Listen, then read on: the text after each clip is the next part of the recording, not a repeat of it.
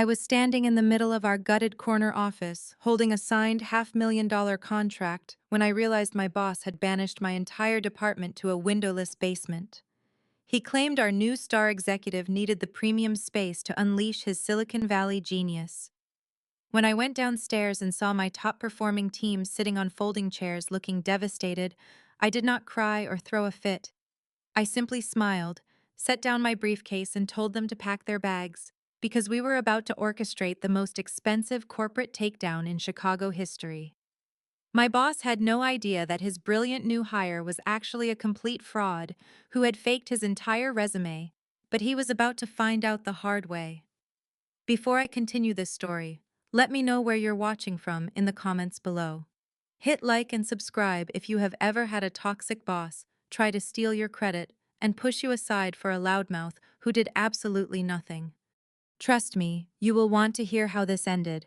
I am Sloan, 33 years old, and for 6 grueling years I was the director of digital marketing strategy at one of the top advertising agencies in the city. I did not just manage a team, I built the entire department from scratch.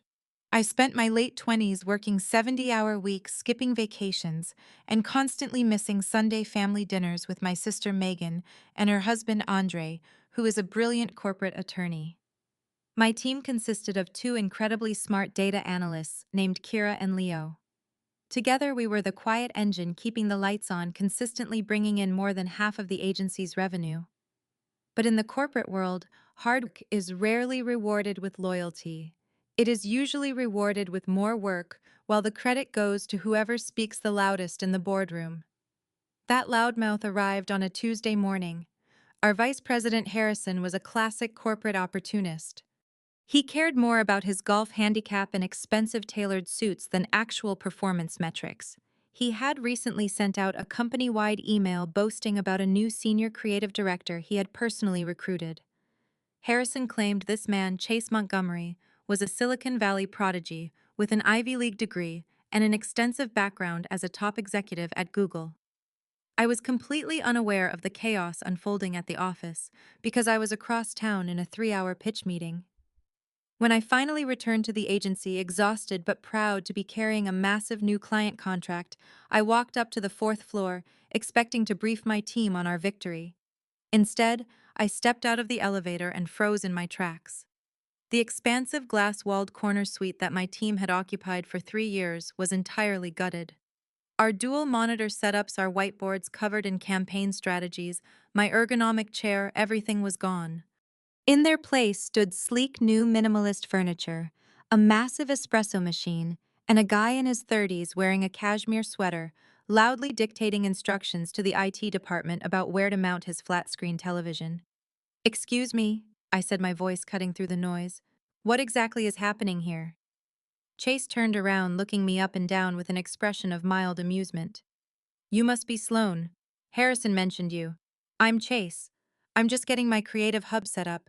The energy in here is incredible, don't you think?" I ignored his outstretched hand. "Where is my team? Where is our equipment?"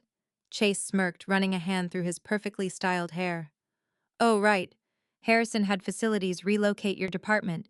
You guys are down in sublevel B now. Less foot traffic, you know. Better for whatever it is you data crunchers do." Sublevel B, the basement. A windowless, poorly ventilated storage area located next to the building's massive heating and cooling units. My blood ran cold, but I forced my face to remain entirely expressionless. I turned on my heel and walked straight to Harrison's corner office. I did not bother knocking. I opened the door to find Harrison practicing his putting stroke on a velvet mat. He looked up entirely unbothered by my sudden intrusion. "Sloan, excellent timing." Harrison beamed, leaning on his putter. "I assume you've met Chase. Absolute rock star. I had to pull a lot of strings to get him away from Google." "You moved my department to the basement," I said, my voice dangerously quiet. "My team generates more than half the revenue for this entire agency, Harrison. And you moved us to a storage closet without a single word of notice while I was out securing another account." Harrison rolled his eyes, dropping the putter and walking behind his mahogany desk. "Don't be dramatic, Sloan. It's an open-concept, lower-level workspace. Chase is our new star employee. He needs the premium suite to entertain high-end creative clients. You guys just sit behind screens all day looking at spreadsheets. You don't need panoramic views of the Chicago skyline to do math. The blatant disrespect was breathtaking. He was not just displacing us, he was actively diminishing 6 years of foundational work. My math, I countered, is the only reason this agency can afford to pay for Chase's espresso machine. You're disrupting the workflow of your top-performing team for a guy who hasn't even logged a single hour of billable work yet. Harrison's smile vanished, replaced by a cold, patronizing sneer. Look, Sloan. I know you've worked hard, but the industry is changing. We need fresh, dynamic leadership. Chase brings a Silicon Valley pedigree that we desperately need to secure the upcoming Zenith e-commerce contract. We need a golden boy out front. Play nice, be a team player, and maybe I'll approve a budget for some better lighting down in sub-level B. The Zenith e-commerce contract was a $15 million mega deal I had been laying the groundwork for over the past 8 months. I had built the initial predictive models. I had established the contacts. And now Harrison was casually signaling that he was positioning his new favorite hire to take the credit for it. I did not yell. I did not threaten to quit. Years of corporate survival had taught me that emotional reactions only give your enemies ammunition to call you unstable. Understood, I said smoothly. I'll go check on my team. I took the freight elevator down to the basement. The air smelled of damp concrete and ozone. Kira and Leo were sitting on folding chairs amidst a sea of cardboard boxes, looking utterly defeated. Leo, who had just won a prestigious industry award the month before, was staring blankly at a flickering fluorescent light tube above his head. Sloan, Kira said, her voice trembling with frustration. They literally tossed our files into trash bags to move them. Half my hard drives are missing cables. I looked at the two brilliant people who had trusted me, who had worked weekends to build this department alongside me. The agency had just showed us exactly how little we mattered. They wanted our output, but they wanted to bury us in the dark, while a shiny new hire stole the spotlight. I walked over to the center of the concrete room, placing my briefcase on a stack of boxes. I looked at Kira and Leo, allowing a slow, razor-sharp smile to form on my lips. Don't bother unpacking the heavy stuff, I told them. Just grab your laptops, pack your bags. Leo looked confused. Are we quitting? Because I swear I'll walk out right now. No, I replied, my mind already calculating the next 10 moves in a highly strategic game of corporate warfare. We are not quitting. If we quit, they keep our data, our models, and the Zenith contract. We are going to let them think they've won. We are going to sit in this basement, and we are going to quietly burn their entire operation to the ground from the inside out. They didn't know it yet, but Harrison and Chase had just made the most expensive mistake of their miserable careers. The basement was not a punishment. It was the perfect place to build a bomb in absolute secrecy. The next morning, the reality of our new subterranean existence set in. The basement was freezing cold, echoing with the constant mechanical hum of the building's heating and cooling systems. Every time someone on the upper floors flushed a toilet, we could hear the pipes rattling violently within the thick concrete walls. It was an environment perfectly designed to crush morale, but I refused to let my team break under the pressure. I walked in carrying 3 large coffees and set them on the flimsy folding tables we were forced to use as desks. We treat this like a war room, I told Kira and Leo. Do your daily tasks, hit your minimum performance metrics, but don't offer a single piece of voluntary insight to the upper floors. We operate strictly on a need-to-know basis from this moment forward. Up on the 4th floor, Chase was already making his presence known. He was exceptionally loud, intensely charismatic, and entirely devoid of actual substance. Within his first 48 hours of employment, he scheduled 3 separate synergy alignment meetings that lasted 2 hours each, completely disrupting our daily workflow. During these meetings, he paced around the boardroom like a motivational speaker, throwing out meaningless tech buzzwords like disruptive paradigm shifts and holistic growth hacking. He actively avoided any concrete discussion about project deliverables or client data. He just wanted an audience to validate his ego. It did not take long for the first real conflict to arise. On Thursday afternoon, my desk phone rang. It was Harrison. "Sloan, I need you upstairs immediately," Harrison barked through the receiver. "Bring your laptop. Chase wants to do a deep dive into the Zenith e-commerce architecture." I took a deep breath, grabbed my laptop, and took the slow freight elevator up from our dungeon. When I walked into my old corner office, Chase was sitting in my old executive chair, his feet propped up carelessly on the expensive glass desk. Harrison was leaning against the wall, looking thoroughly impressed by whatever Chase had just been saying. "Sloan," Chase clapped his hands together loudly. "Welcome to the Creative Hub. Listen, I've been reviewing the preliminary briefs for the Zenith pitch. It's cute, lots of numbers, very academic, but it lacks a soul, you know. It needs that major tech company innovation to really pop." I maintained a perfectly neutral expression despite the insult. The current predictive model guarantees a 24% increase in user retention over the first quarter based strictly on their historical data. Zenith is a highly analytical, data-driven company. They want a massive return on investment, not soul. Chase sighed dramatically, looking at Harrison as if dealing with a stubborn, difficult child. "This is exactly what I was talking about, Harrison. Narrow, restrictive thinking. Look, Sloan. I need you to transfer all the raw data files, the source codes for your predictive models, and the entire historical client database to my shared drive by 500 this evening. I'm going to tear it all down and rebuild it with a disruptive creative vision." I stared at him in utter disbelief. He was asking for the absolute keys to the kingdom. He was demanding the proprietary models that Kira, Leo, and I had spent 6 agonizing years building and refining. "Those models are the intellectual property of my specific department," I stated firmly. "They require complex algorithmic keys to run properly.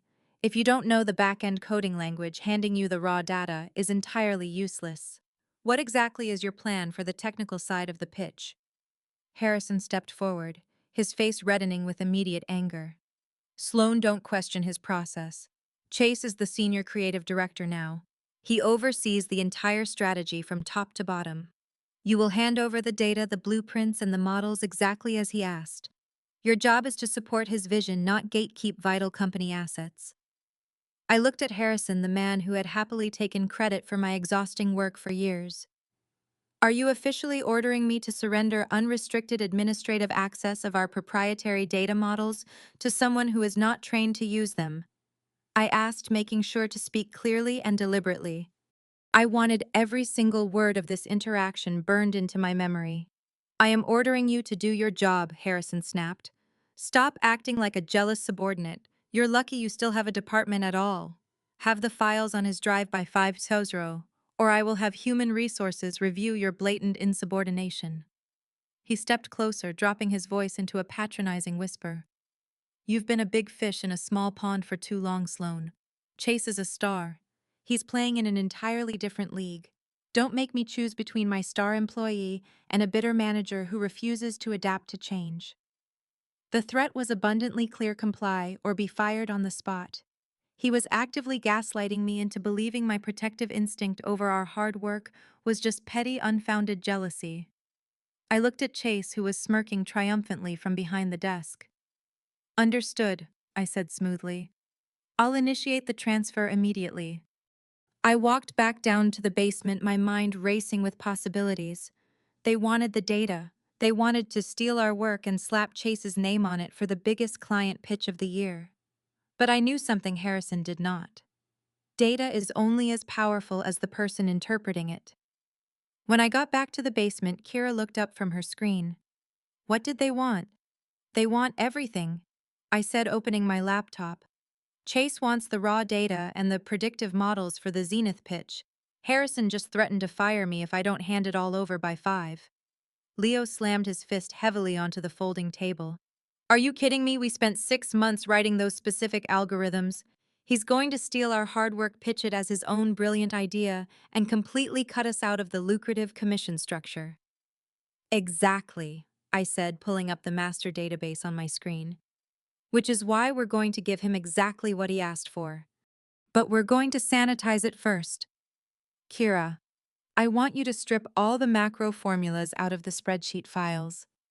Leave the hard numbers, but remove the automated calculation functions entirely.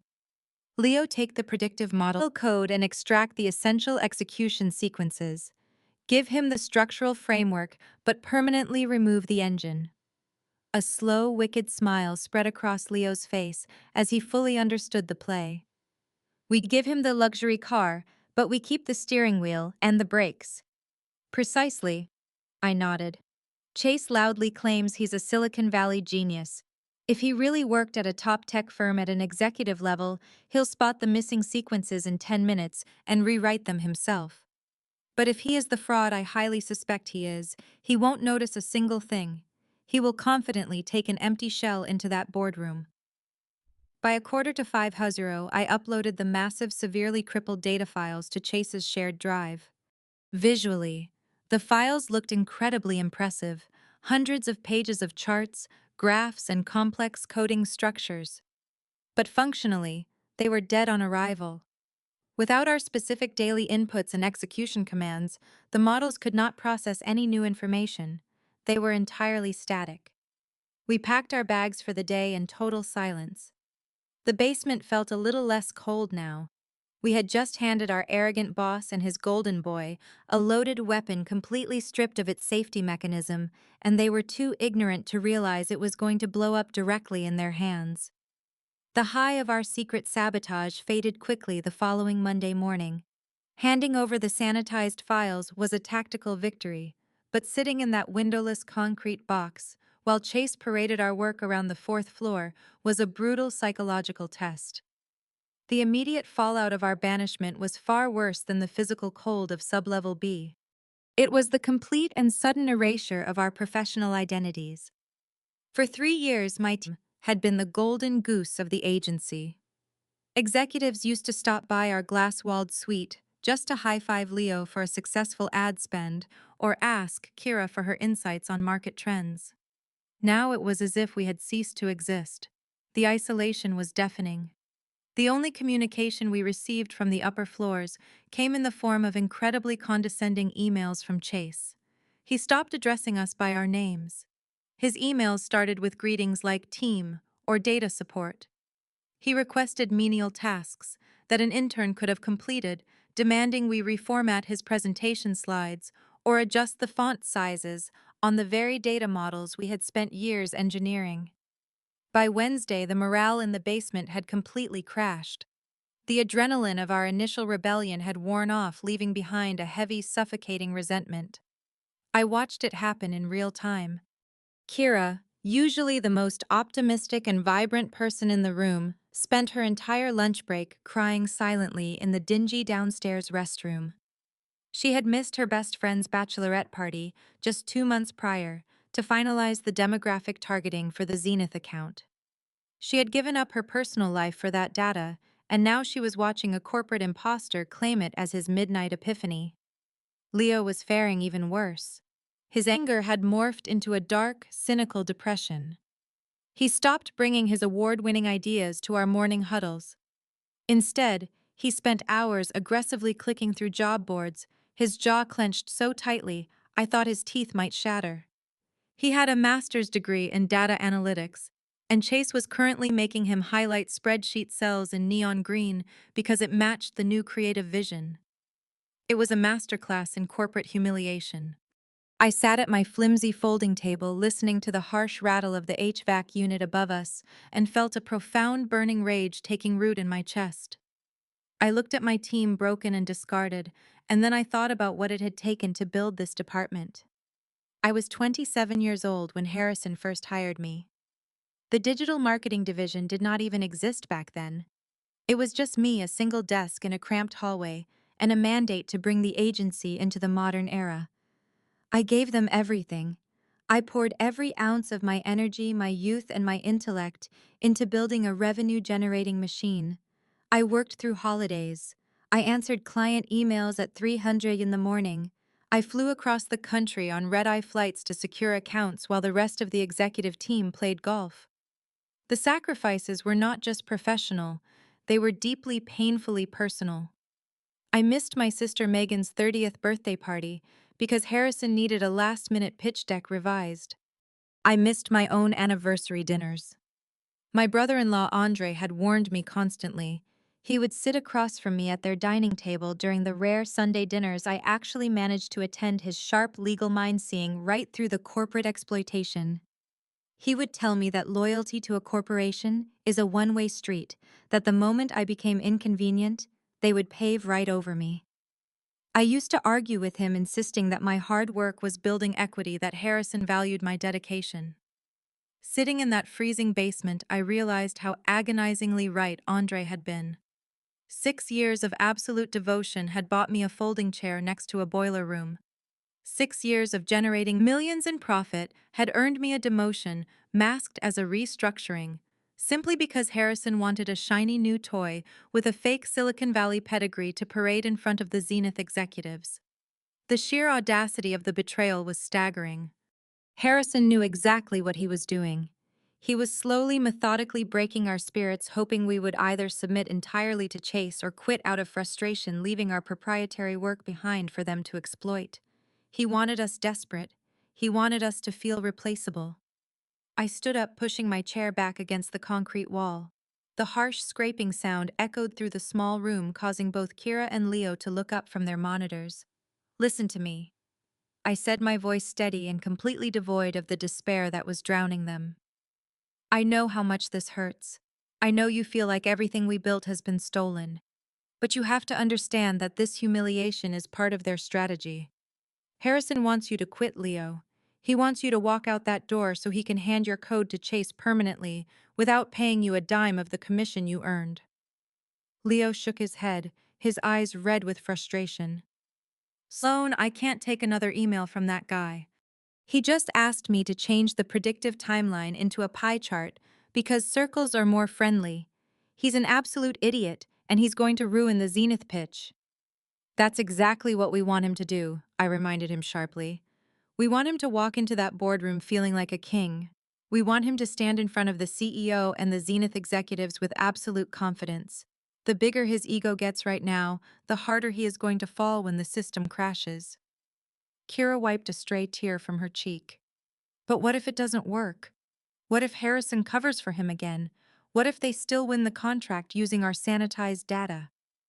"They won't." I promised her, the absolute certainty in my voice anchoring the room. "Because I am not just leaving this to a software glitch. We are not just going to embarrass them. We are going to legally and financially dismantle them. I'm leaving early today. I have a dinner planned with Megan and Andre. It is time to bring in the heavy artillery." I looked around the miserable basement, committing every water stain and flickering light to memory. I wanted to remember exactly what it felt like to be pushed into the dirt so I would not feel a single ounce of mercy when it was time to bury them. "Hold the line for one more day," I told my team, packing my laptop into my bag. "Let Chase play the star employee. Tomorrow we start building our own agency." I walked out of the basement and headed toward the elevator, my mind shifting from defense to pure calculated offense. The days of sacrificing my life for Harrison's agency were officially over. It was time to go to war. The next morning I arrived at the building with a level of clarity I had not felt in years. The drive to work was usually filled with anxiety about deadlines and client retention, but today my mind was entirely focused on execution. When I walked into the lobby, I did not head straight for the basement. I took the elevator to the executive floor, poured myself a premium coffee from the kitchen they had banned my team from using, and walked directly past Harrison's office. I wanted them to see that I was not hiding. I wanted them to feel comfortable in their perceived dominance. By the time I took the freight elevator down to sublevel B, Kira and Leo were already at their folding tables, but the atmosphere had shifted. The crushing despair from the day before was gone, replaced by a tense electric anticipation. They were ready for whatever came next. At exactly 9:00 in the morning, the heavy metal door to the basement groaned open. I looked up, expecting to see a janitor or a facilities manager. Instead, Chase walked in wearing a ridiculously expensive tailored suit that looked entirely out of place in our concrete dungeon. He stepped carefully over a stray extension cord, looking around the room with an expression of exaggerated disgust. He walked around our small space, picking up a framed industry award Kira had left on a box and tossing it back down carelessly. He was enjoying this. He wanted us to feel small. He wanted to assert total dominance before the zenith pitch, so there would be absolutely no question about who was in charge when the millions of dollars started flowing in. Cozy setup you have down here, Chase sneered, stopping in front of my desk. Very industrial. It really fits the back-end data vibe. I did not offer him a seat. What do you want, Chase? We have client deliverables to manage. Chase sighed, leaning against a stack of cardboard boxes. That's exactly why I'm here. Harrison and I had a long strategy session over dinner last night. The Zenith pitch is massive, but it's just the beginning. We want to scale the creative vision across the entire agency portfolio. To do that, I can't just rely on the static models you gave me on Tuesday. I need the foundational blueprints. I stared at him, my expression hardening. The foundational blueprints were not just a single file. They were the master architecture of the agency's digital infrastructure. The blueprints contained 6 years of proprietary algorithms, raw client data from over 50 active accounts, and the exact coding frameworks Leo had built to automate our media buying. It was the absolute heart of the agency. Those blueprints are an interconnected web of live databases, I explained, keeping my voice dangerously level. They require constant maintenance and a deep understanding of structural coding to navigate. If you touch the raw architecture without knowing what you are doing, you could crash active client campaigns. Chase waved his hand dismissively, flashing that insufferable, arrogant smile. Sloan, you really need to stop gatekeeping the tech. I managed global databases at Google. I think I can handle a mid-sized advertising agency's server framework. I need unrestricted administrative access to the master servers, the raw client data, and the foundational blueprints. I want it all transferred to my primary control by noon today. I looked at Leo, who had gone completely rigid in his chair. Handing over administrative control meant Chase could lock us out of our own system. He could change the passwords, claim total ownership of our historical work, and effectively render us useless. It was the final step in their plan to completely absorb my department and steal the ultimate credit. I turned back to Chase. Administrative control requires Harrison's direct authorization. I cannot legally transfer ownership of the master servers without a signed executive order. Chase reached into his tailored jacket pocket and pulled out a crisp white sheet of paper. He dropped it onto my folding table. It was an official company directive signed in blue ink by Harrison. The document mandated the immediate transfer of all digital department assets, passwords, and server controls to the senior creative director. It was a stark reminder of how quickly corporate loyalty evaporates. 6 years of generating millions, and Harrison had signed my execution order without even having the courage to look me in the eye and do it himself. Harrison said you might be difficult about this, Chase said, his voice dripping with condescension. He wanted to make sure everything was properly documented. Consider this your official reassignment of duties. You and your team are now strictly support staff. I own the architecture. Have the transfer completed by noon or security will be escorting you out of the building. He did not wait for a response. He turned around and walked out of the basement, the heavy metal door slamming shut behind him.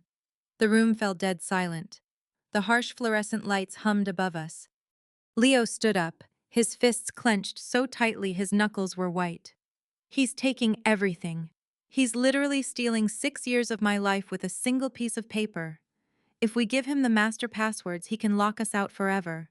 He can delete our access logs and claim he built the entire infrastructure himself. Kira looked terrified. Sloan, what do we do? If we don't hand it over, we're fired today. We lose our salaries, our health insurance, everything. I picked up the executive order, staring at Harrison's signature. They thought this was a checkmate. They thought stripping me of my administrative power would leave me completely defenseless. But they fundamentally misunderstood how digital architecture actually works.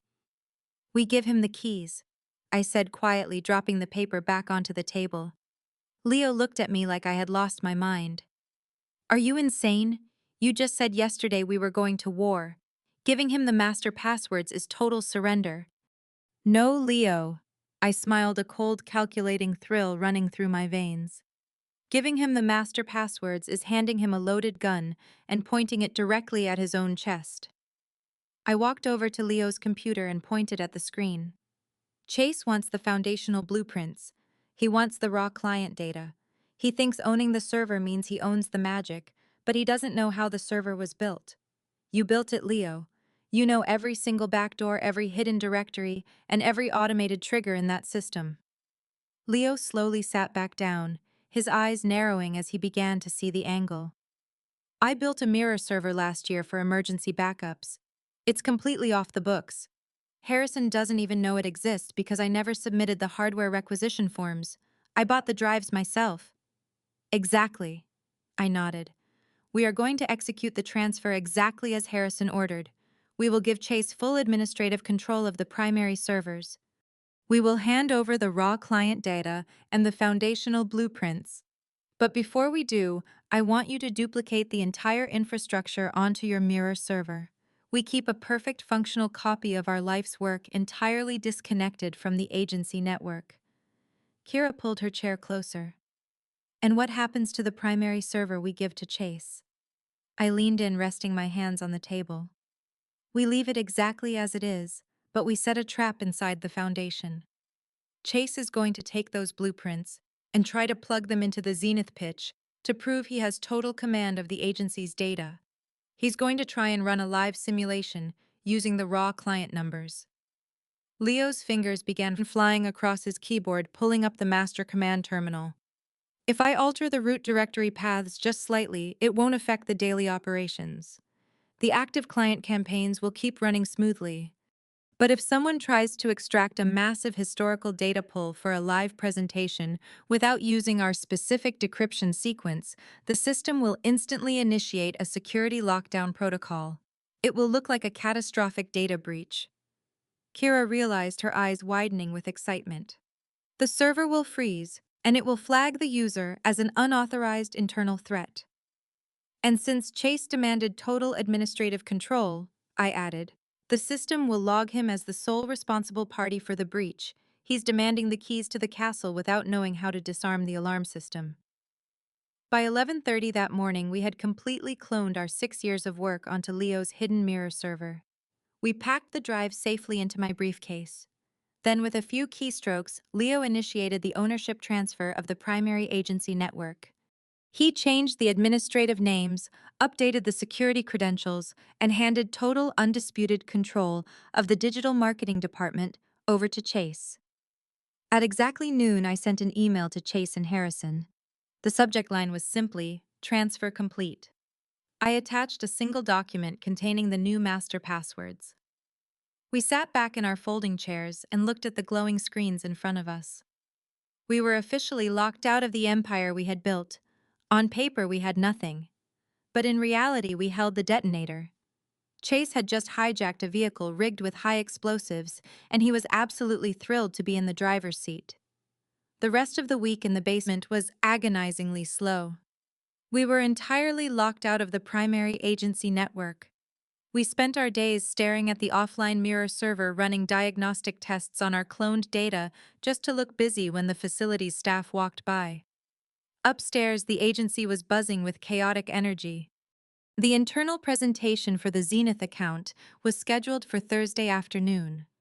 This was the mandatory all-hands briefing, where Chase would unveil his grand creative vision to Harrison and the internal executive board before they pitched it to the actual client on Friday. It was his moment to prove that stealing our department was worth the massive disruption. On Thursday at 1:00 p.m., my desk phone rang. It was the administrative assistant from the executive floor. She told me that Harrison required my team to attend the internal briefing in the main conference room. We were instructed to sit in the back row and provide technical support if the projector malfunctioned. They did not want our strategic input. They wanted us there as visual props. They wanted to force us to watch our own execution. I told Kira and Leo to grab their notebooks and keep their faces completely blank. We walked out of the basement and took the elevator up to the 4th floor, entering a room that was practically vibrating with corporate excitement. The main conference room was packed. Every department head, vice president, and senior manager was seated around the massive oak table. Harrison sat at the head of the table looking incredibly smug. Chase was standing at the front of the room wearing another expensive tailored suit, adjusting the cuffs of his shirt as he prepared to speak. The massive projector screen behind him displayed a vibrant orange title slide that read, "The Zenith Paradigm." It was the exact demographic targeting presentation Kira had spent 3 months building, just recolored to look more aggressive. We took our seats in the very back row, entirely ignored by the room. The lights dimmed and Chase clicked his presentation remote to begin the show. What followed was 45 minutes of the most excruciating, blatantly stolen performance I had ever witnessed in my professional career. Slide after slide, Chase presented the exact methodologies I had spent 8 months developing. He presented Kira's demographic retention strategies as his own midnight epiphanies. He showcased Leo's proprietary algorithmic scaling models as a Silicon Valley-inspired growth hack he had conceptualized over the weekend. He spoke with incredible confidence, waving his hands and pacing the room like a visionary tech founder. He did not change a single fundamental data point. He simply stripped our names off the slides and replaced our clinical analytics with ridiculous corporate buzzwords. The truly agonizing part was his profound ignorance of the material he was stealing. When attempting to explain the machine learning aspect of our predictive model, he continuously confused basic programming terms. He referred to algorithmic latency as digital lag vibes. He completely botched the explanation of the customer acquisition funnel, attributing a massive calculated spike in third-quarter revenue to creative synergy instead of the highly targeted search engine optimization campaign we had run. He was butchering the science of our work. I watched Leo out of the corner of my eye. His hands were gripping his notebook so tightly, I thought the spine would snap. We were watching a toddler play with a complex machine he did not understand. But Harrison ate it up. A true executive with actual industry knowledge would have spotted the massive gaping holes in Chase's technical vocabulary immediately. But Harrison was not looking for a technical expert. I was looking for a confident frontman to sell an illusion. As long as Chase sounded impressive and the slides looked pretty, Harrison did not care that the foundation was entirely hollow. It confirmed everything Andre had suspected about their financial history. This was a calculated heist, not a legitimate marketing pitch. Harrison wanted a puppet who could blind the client with charm, while they funneled the budget elsewhere.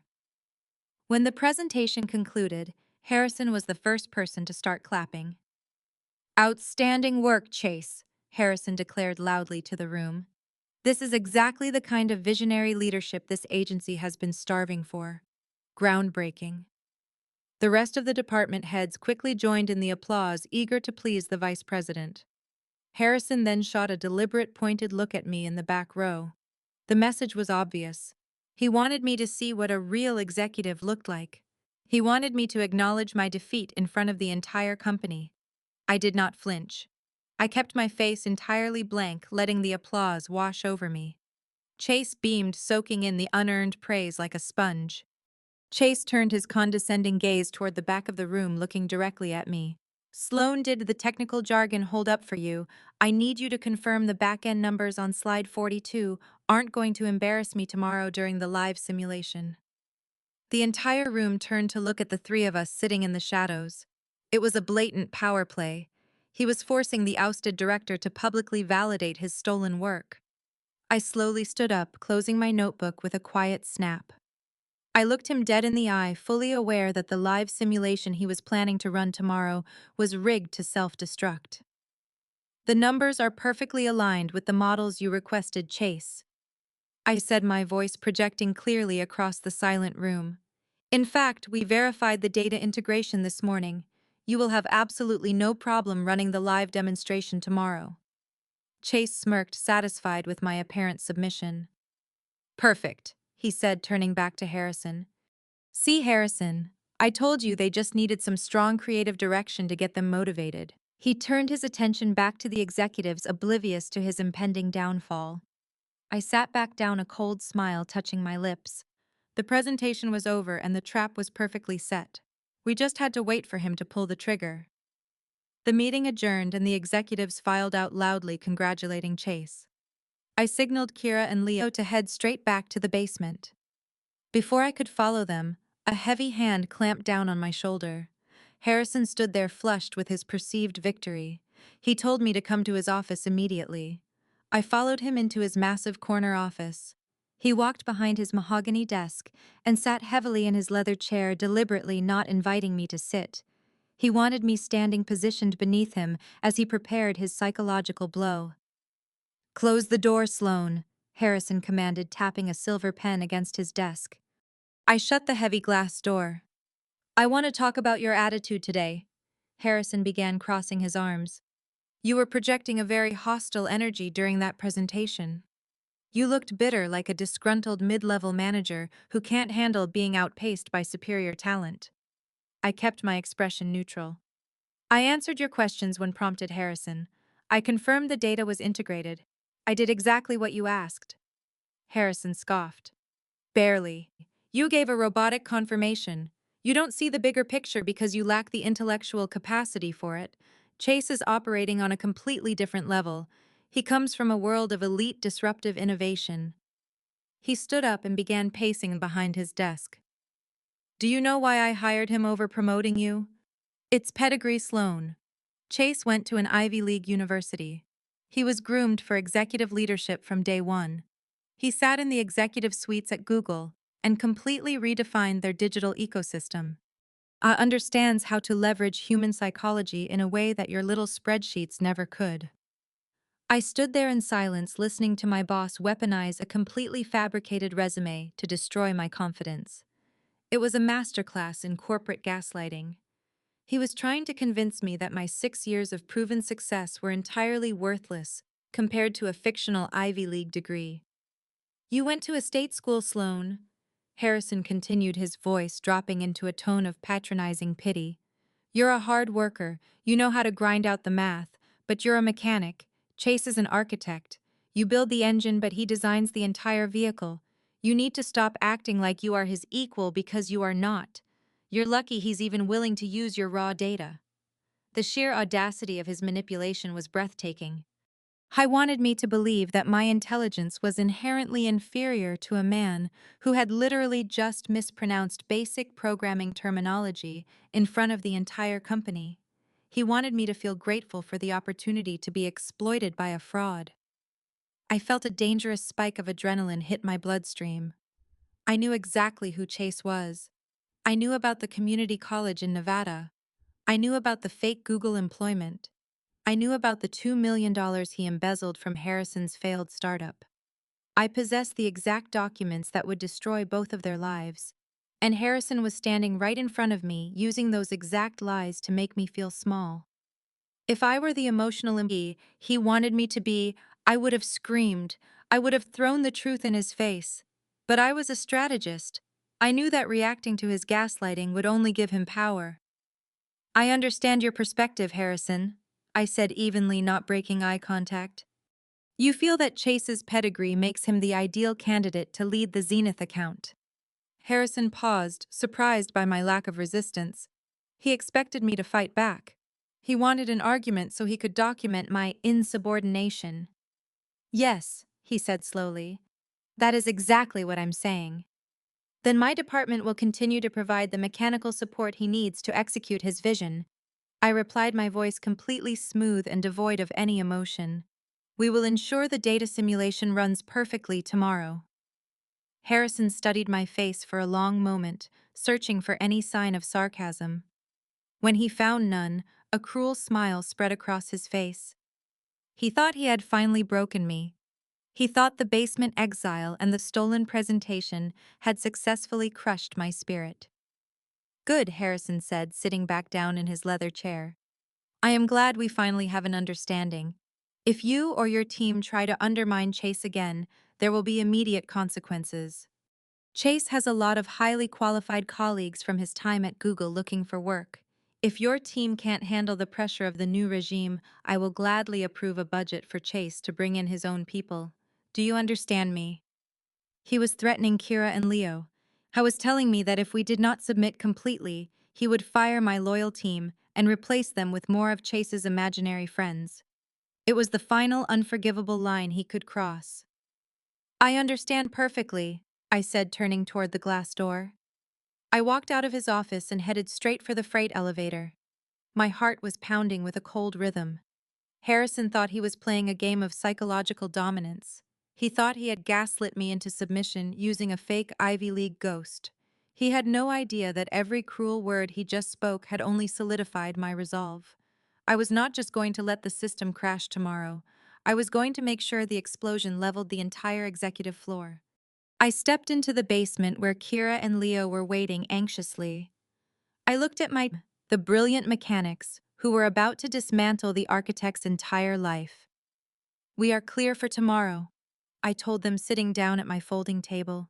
Let them have their victory tonight, because tomorrow morning, the Ivy League prodigy goes down in flames. It was late Thursday afternoon when the final blow was struck. We were sitting in the basement quietly running final diagnostic checks on the mirror server when a loud notification ping echoed from both Kira's and Leo's computers at the exact same time. I looked up from my screen. Corporate emails usually arrived in batches, but an identical simultaneous ping to specific subordinates usually meant only one thing: human resources. Kira clicked open her inbox, and I watched the blood completely drain from her face. Leo opened his and let out a sharp, bitter laugh. I stood up and walked over to their folding tables to read over their shoulders. The subject line was identical on both screens: Official Notice of Performance Improvement Plan. In the corporate world, a performance improvement plan, commonly known as a PIP, is a death sentence. It is never actually about improving your performance. It is a calculated legal maneuver designed by human resources to create a documented paper trail of failure. It protects the company from wrongful termination lawsuits by establishing a false narrative that the employee was given a chance to improve but simply could not meet the new standards. I leaned closer to read the specific requirements Harrison had outlined for my top-tier analysts. They were entirely unachievable. Kira was mandated to increase her demographic data processing speed by 400% within 30 days. Leo was required to manually rewrite an entire library of automated algorithms using a coding language the agency did not even possess the software licenses for. Furthermore, both plans explicitly stated that they were to report directly to Chase for daily evaluations, bypassing me entirely. If they failed to meet these arbitrary daily benchmarks, their employment would be terminated immediately with cause. This meant they would receive absolutely no severance package and no glowing recommendations. Harrison isn't even waiting for the Zenith pitch to clear house, Leo said, his voice shaking with a mixture of profound anger and sudden vulnerability. He's locking us in a burning building. He wants us to fail so he can fire us for cause. Kira pulled her knees up to her chest, looking incredibly small in her folding chair. I have a mortgage, Sloan. If they fire me for cause, I lose my health insurance by the end of the month. How did it come to this? We generated millions of dollars for this company, and they are treating us like we're actively stealing from them. They are treating you this way because they are the ones stealing, I reminded them, my voice firm and unwavering. Remember what Harrison told me in his office? He threatened to bring in Chase's highly qualified colleagues from Google. This PIP is not about your actual performance. It is a cleansing plan. Chase does not have any colleagues from Google because he never worked there. But he likely has plenty of shady friends from his failed California startup who need high-paying jobs. Harrison is systematically pushing you out so he can fill this department with loyal accomplices who will help him funnel the Zenith budget into his private shell companies. The reality of the situation hung heavily in the freezing basement air. For the past week, we had been driven by a sense of righteous revenge. We were fighting back against a stolen presentation and a humiliating demotion. But the stakes had just shifted drastically. This was no longer just about protecting our pride or our intellectual property. This was about our fundamental survival. Harrison was actively trying to ruin their financial stability to cover his tracks. I walked back to my desk and opened the heavy leather briefcase sitting next to my laptop. I reached inside and pulled out the thick manila envelopes that Andre had given me. I had been waiting for the absolute perfect moment to present them. Now, with the threat of financial ruin hanging over my team, there was no better time. I walked back over and dropped one envelope in front of Kira and the other in front of Leo. "What are these?" Leo asked, staring at the thick stack of legal documents inside. "Those are your lifelines," I replied smoothly. "But more importantly, those are your new employment contracts. My independent digital marketing company is now officially registered with the state. The non-compete bypass clauses are ironclad. Because Harrison just issued you both a plan stating your current work is unsatisfactory. He effectively voided any claim the agency has that your specific skills are vital to their operations. By putting his insult in writing, he legally handed you the right to walk away cleanly." Kira eagerly pulled the documents from the envelope, her eyes scanning the first page. The salary listed was 20% higher than her current compensation. Leo flipped to the equity section, seeing the guaranteed partnership stakes clearly outlined in bold text. "You do not have to endure 30 days of psychological torture under Chase." I told them, watching the hope slowly return to their faces. "You do not have to report to a man who steals your work. You do not have to worry about your health insurance or your mortgages. You sign those papers right now, and you become the founding partners of a firm built entirely on our actual talent, not corporate fraud." Leo looked up at me, the cynical depression completely vanishing from his eyes. He grabbed a pen, flipped to the signature page, and signed his name with aggressive strokes. "I'm in," he said. "Let them have this miserable basement." Kira did not hesitate either. She wiped her eyes, grabbed her own pen, and signed her contract. I took the contracts, placing them securely back into my briefcase. The cleansing plan had completely backfired. Instead of making my team desperate, Harrison provided the final push they needed to sever their loyalty forever. "Tomorrow morning we watch all their dominoes fall," I said. "Let the games begin." I packed my briefcase, ensuring the newly signed employment contracts for Kira and Leo were safely secured. I walked out of the agency building as the sun set over the Chicago skyline. The cold basement air was replaced by the warm evening breeze. I walked to my car, my legs feeling heavy. The adrenaline that kept me focused for 4 days evaporated, leaving profound exhaustion. I had saved my team and secured my new company, but the psychological toll was massive. I drove to the suburbs, navigating traffic, until I reached the quiet neighborhood where my sister Megan and her husband Andre lived. Their brick house was my sanctuary from the corporate grind. I parked, grabbed my briefcase, and walked to the porch. I did not bother knocking. I pushed the door open, immediately hit by the smell of roasted garlic. Megan walked out of the kitchen, wiping her hands. She took one look at me and grabbed a wineglass. "You look like you fought a war and barely survived," she observed with sisterly bluntness. "Sit down before you fall over." I dropped my briefcase and collapsed onto a stool at the kitchen island. Andre walked in holding plates. He was imposing and observant. As a corporate litigation attorney, he spent his days dismantling fraudulent executives. He took one look at my posture and set the plates down. "You got the contract signed?" Andre stated with absolute certainty. I nodded, taking the wine Megan handed me. "Kira and Leo signed them an hour ago. Harrison tried to put them on a fake improvement plan to push them out. It backfired perfectly. They are founding partners of my new firm." Megan cheered, wrapping her arms around my shoulders. "I knew you would pull it off, Sloan. You're going to run your own empire." I wanted to feel victorious, but the dam finally broke. The emotional armor I wore all week shattered. I took a sip of wine, my hands shaking. "It's not just about leaving," I admitted, my voice cracking. "It's about what they did. They didn't just steal my data. They tried to erase my professional identity." I looked at Andre, exhaustion pulling the truth out of me. Harrison pulled me into his office after Chase butchered the presentation. Chase didn't know a single technical term.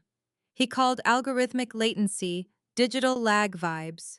He embarrassed himself in front of the board. Instead of holding him accountable, Harrison told me I was intellectually inferior. He weaponized Chase's supposed Ivy League pedigree and Google background to tell me my 6 years of hard work meant nothing. He gaslit me so aggressively I felt small. Andre stopped moving. He leaned against the counter, his legal mind processing the information. The supportive brother-in-law was replaced by the ruthless attorney.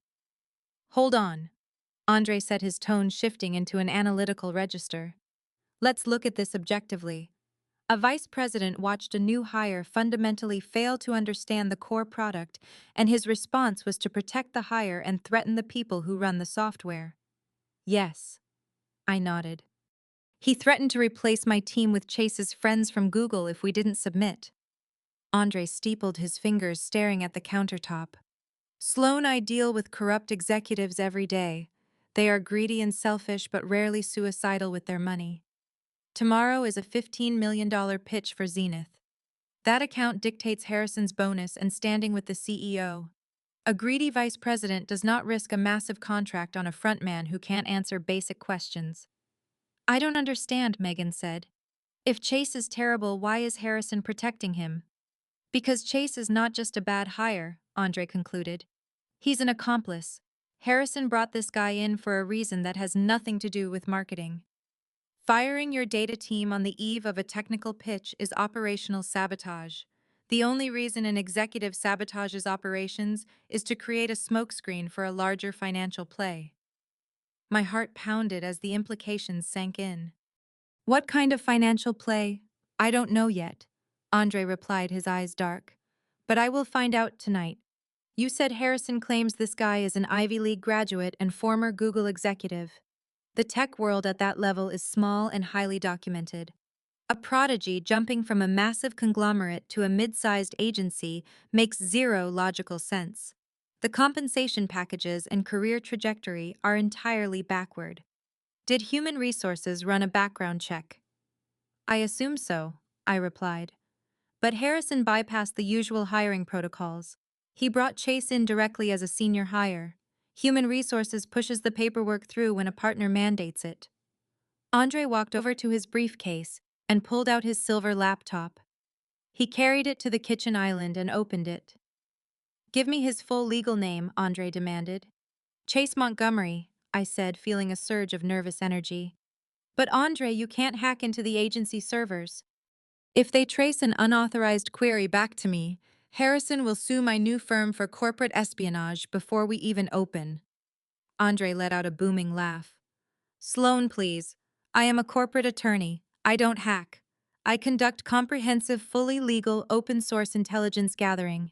Everything a person does leaves a digital footprint in public records and corporate registries. You just have to know exactly where to look.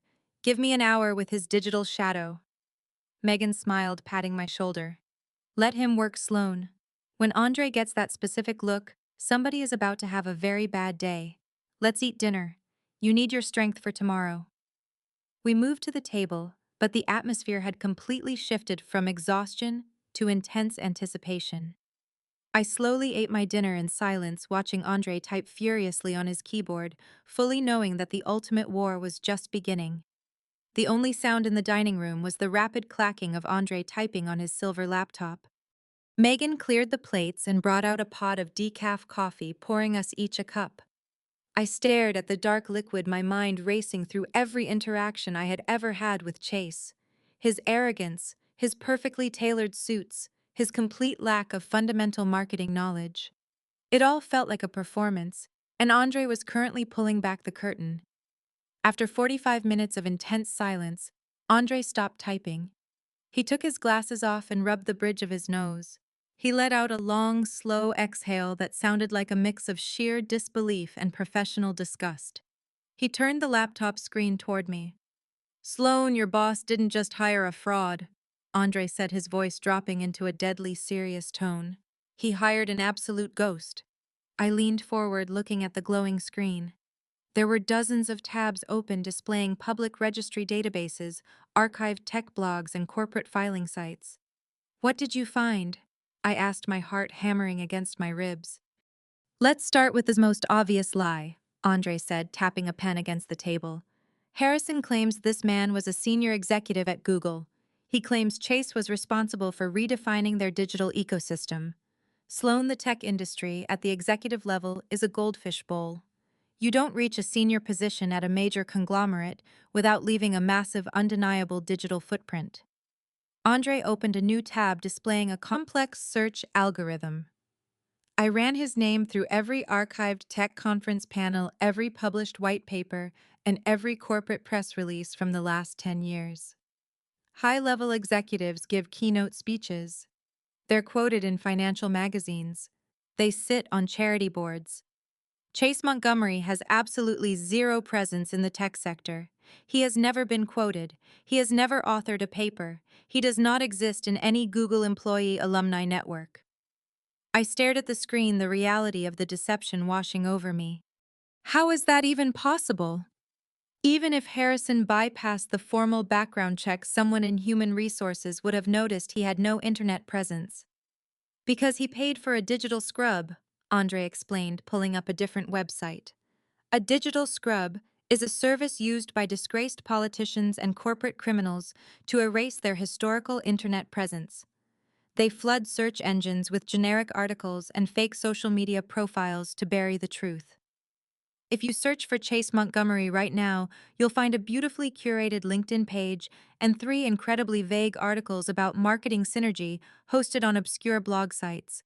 It is a manufactured identity designed to pass a superficial Google search. Megan sat down next to me, her eyes wide. So he never worked at Google at all? Not even for a single day, Andre confirmed. But it gets much worse. Harrison also claimed this guy is an Ivy League prodigy. I have access to the National Student Clearinghouse database. It is the centralized system every employer uses to verify university degrees. I ran a degree verification for Chase Montgomery across every Ivy League institution. Andre hit a key and a massive red banner appeared on his screen. The text was glaringly simple: no records found. He has no degree, I whispered, remembering how Harrison had used that exact fake credential to belittle my state school education just hours ago. He gaslit me about my intelligence using a degree that doesn't even exist. Andre leaned back in his chair.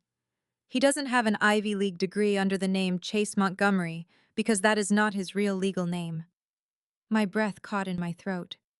What is his real name? Andre's fingers flew across the keyboard again. When people change their names to hide from their past, they rarely change their social security number because it makes it impossible to open bank accounts or sign leases. I ran a cross-reference on the corporate registration for his new luxury apartment lease, which was filed through your agency's relocation package. I pulled the original signatory document. He clicked open a scanned PDF of a lease agreement. I zoomed in on the signature line. The handwriting was aggressive and flashy. The name printed underneath it was Charles Davenport.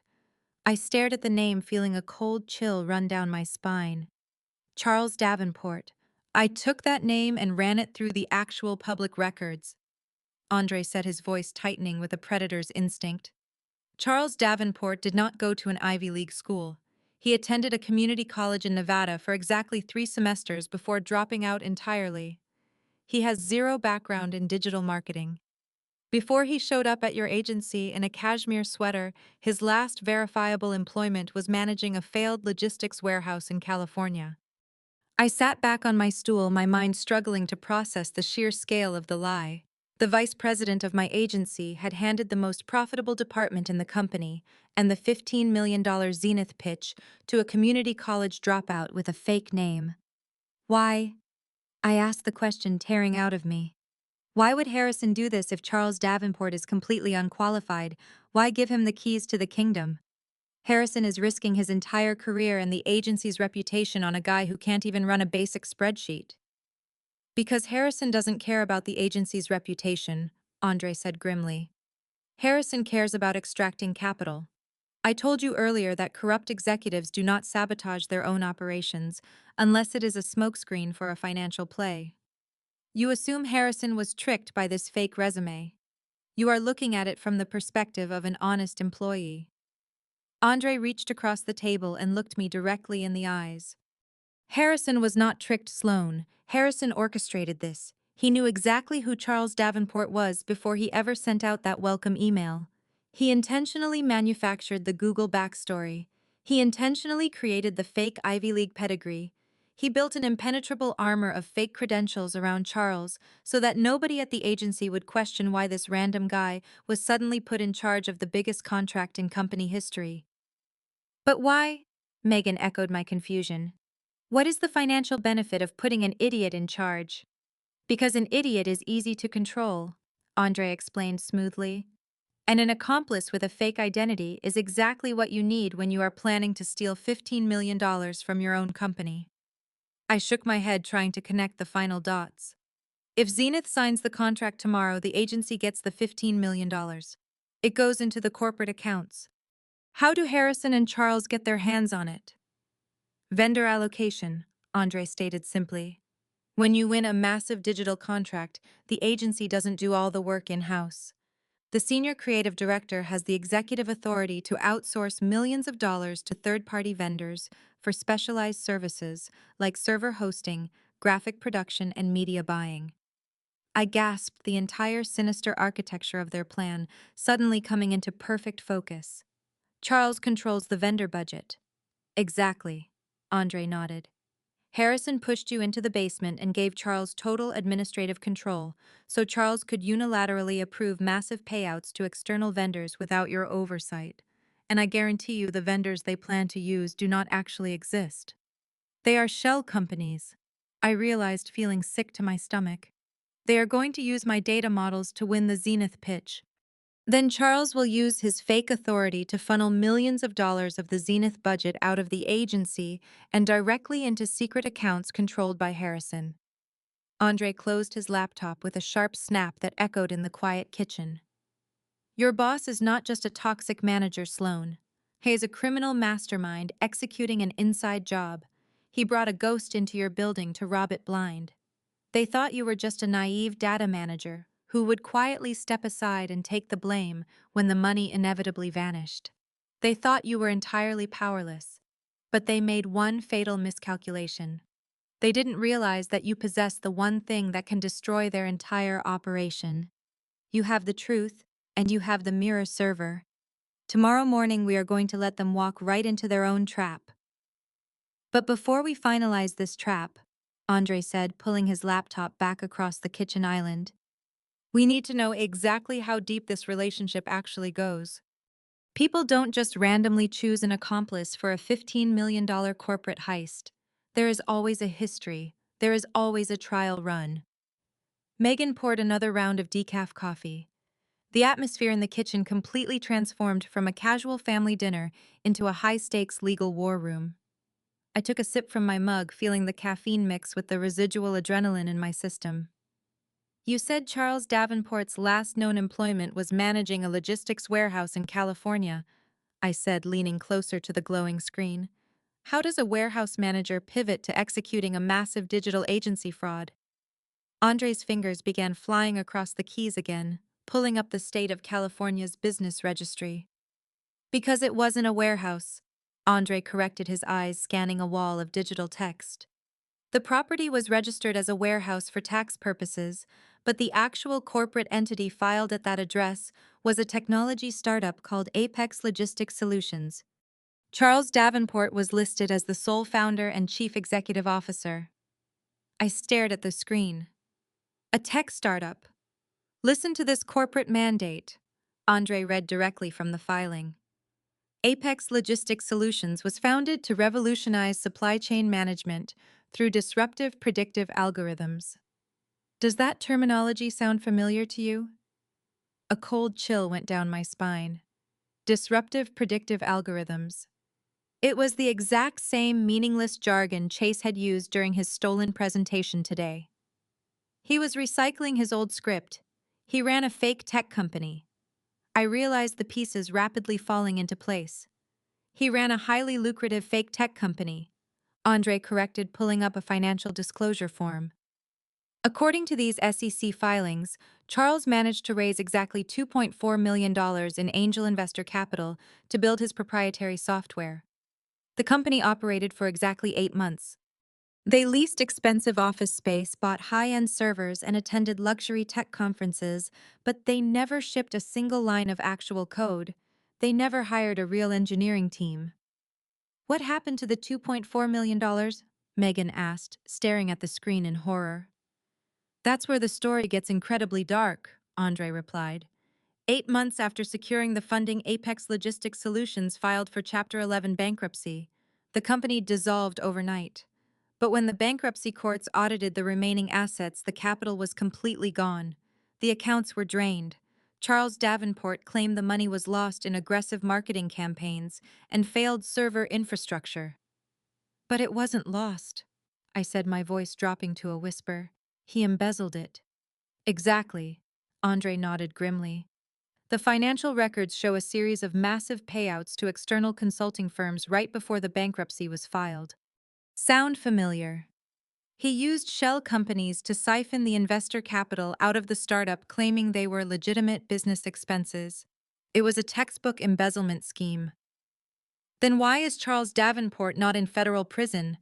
I asked, my frustration mounting. If the bankruptcy court saw the money missing, why did the lead investor not file criminal fraud charges? Andre leaned back in his chair, a cynical smile forming on his face. Because the lead investor signed a massive non-disclosure agreement to settle the matter privately. In the corporate world, if the victim refuses to press charges and signs a civil settlement, the criminal investigation usually dies quietly. Wealthy investors hate public embarrassment.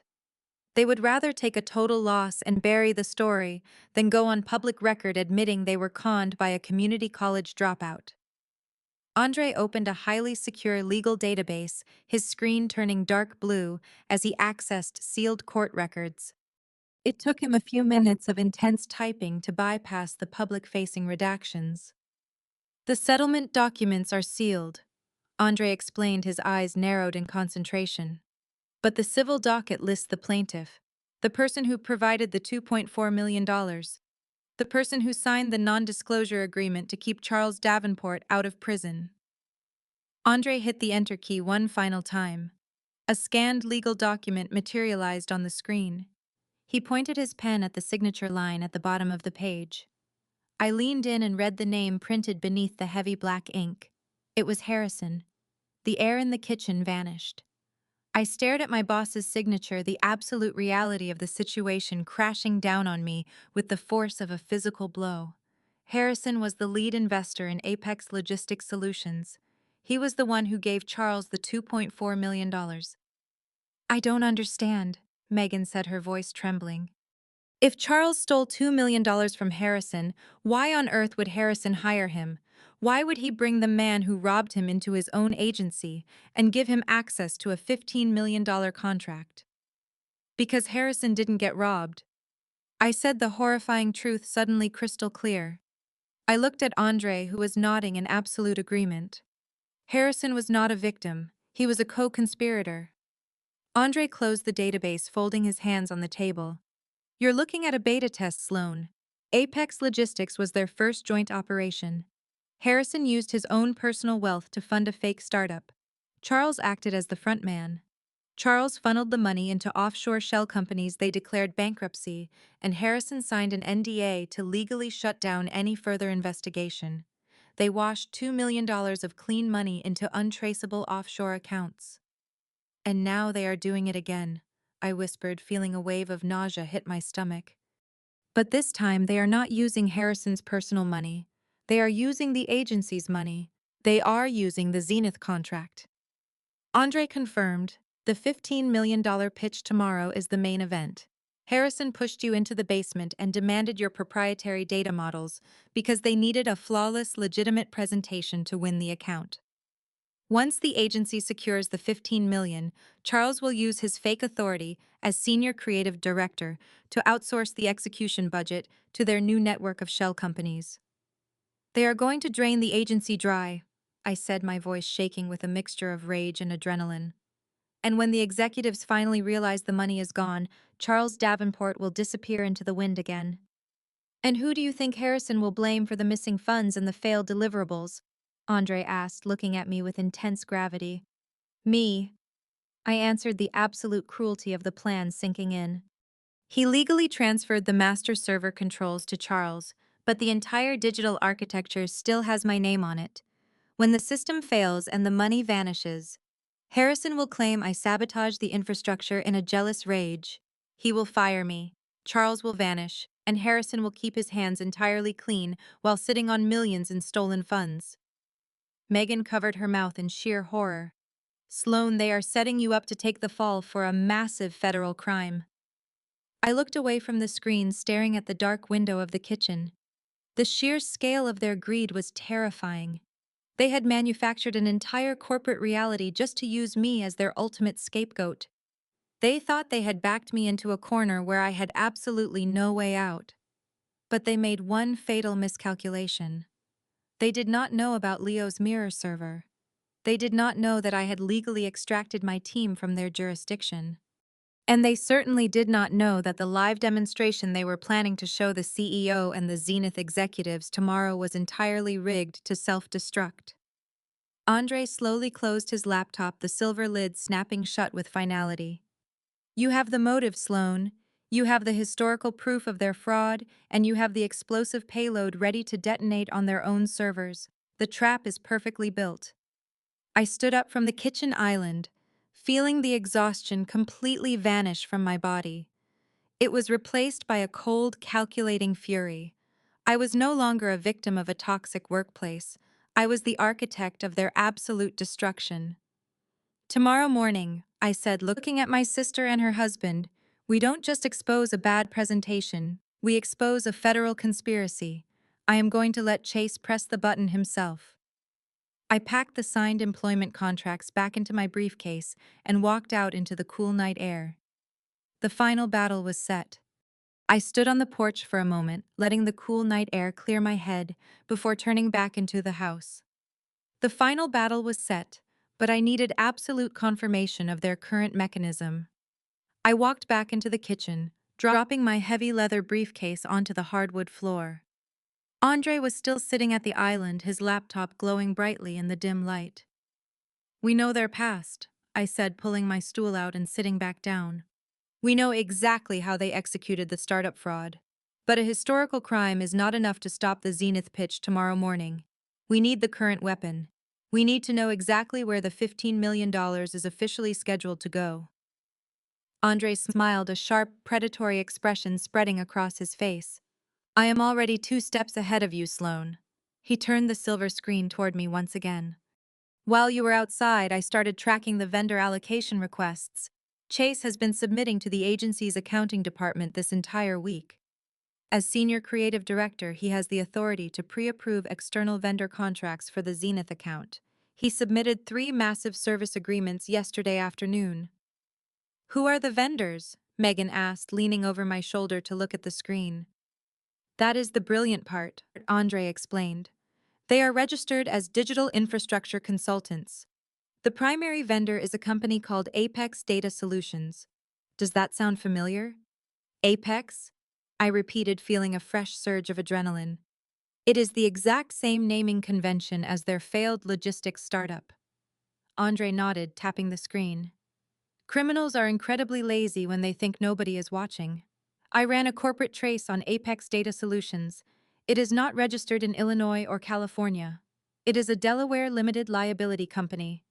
Delaware is the ultimate corporate tax haven in the United States. It allows businesses to register without publicly disclosing the names of their owners or executive officers. It is a financial black box designed entirely for corporate secrecy. So we can't prove Harrison or Charles owns it, I said, feeling a sudden wave of frustration.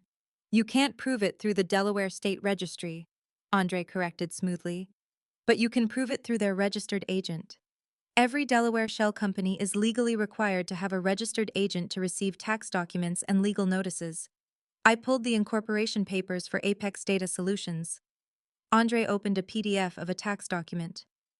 The registered agent is a boutique law firm located in downtown Chicago. I cross-referenced the billing address for that specific law firm. He hit the enter key, bringing up a property deed. The billing address for the law firm managing the shell company is a luxury condominium in the Gold Coast neighborhood. The deed is registered to a private trust. The sole beneficiary of that private trust is Harrison. I stared at the deed, the final piece of the puzzle locked perfectly into place. It was the ultimate smoking gun. Harrison was legally bound to the shell company that Charles was actively preparing to flood with the Zenith budget. I leaned over the kitchen island staring at the glowing screen as the sheer audacity of their plan fully materialized in my mind. They were not just planning to skim a little off the top of a standard account.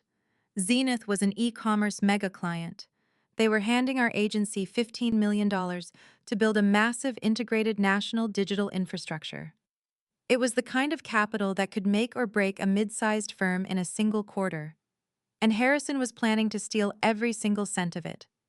Look at the vendor billing schedule, Andre said, pulling up another document Charles had submitted to accounting.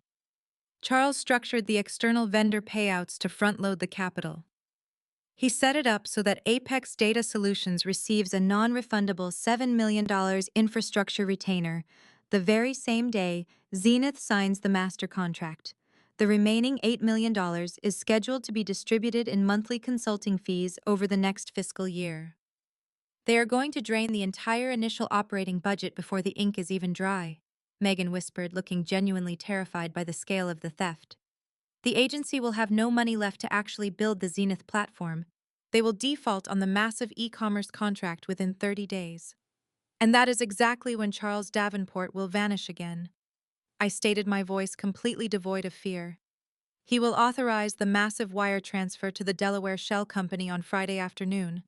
By Monday morning, when the agency executives realize the money went to a phantom vendor, Charles will be a ghost. He will abandon his luxury apartment and his fake Google identity, leaving absolutely zero trace behind. And Harrison will play the outraged vice president, Andre added. He will claim he was completely deceived by a highly sophisticated con artist. He will throw you under the bus, claiming your data department failed to properly vet the technical vendors. The agency will absorb the $15 million loss. They might even file for bankruptcy, and Harrison will quietly retire to his private trust in the Gold Coast, millions of dollars richer. The sheer cruelty of it was breathtaking. Harrison was willing to destroy hundreds of careers and bankrupt his own agency just to secure his own early retirement. He looked at me, a dedicated employee who had spent 6 years building his most profitable department, and saw nothing but a convenient scapegoat. I closed my eyes for a second, feeling the final traces of my corporate loyalty burn away into ash. The woman who walked into the basement on Monday morning, terrified of losing her job, no longer existed. Tomorrow I was walking into that boardroom as an executioner. Let them pitch their stolen presentation. Let them try to claim my data as their own. When they activate that poisoned server, they are not just going to fail the pitch. They are going to expose their entire criminal syndicate on a massive projector in front of the CEO. The deed faded from the screen as Andre closed the window, replacing it with a blank legal document. The realization of the $15 million heist was entirely consuming, but we could not afford to sit in shock. Knowing the crime was only half the battle. Surviving the blast radius was the actual war. When the mirror server detonated in the boardroom tomorrow, the damage would be catastrophic. The agency would collapse into absolute chaos. Federal regulators would inevitably get involved, and Harrison would frantically look for a scapegoat to absorb the legal liability. I had to ensure my new company was an impenetrable fortress before the sun came up. Andre cracked his knuckles, shifting fully into his role as a ruthless corporate defense attorney. We registered your independent digital marketing LLC last week. He began, his voice rapid and precise. We secured the state licenses, and tonight Kira and Leo signed their founding partner contracts. The internal structure is built, but a structure is utterly useless if it is vulnerable to a hostile siege. Tomorrow, when Harrison realizes his shell company is exposed, his first instinct as a cornered executive will be to file an emergency injunction against you. He will utilize the massive resources of the agency's legal department to claim you stole trade secrets to start a competing firm. I nodded, pulling a yellow legal pad toward me.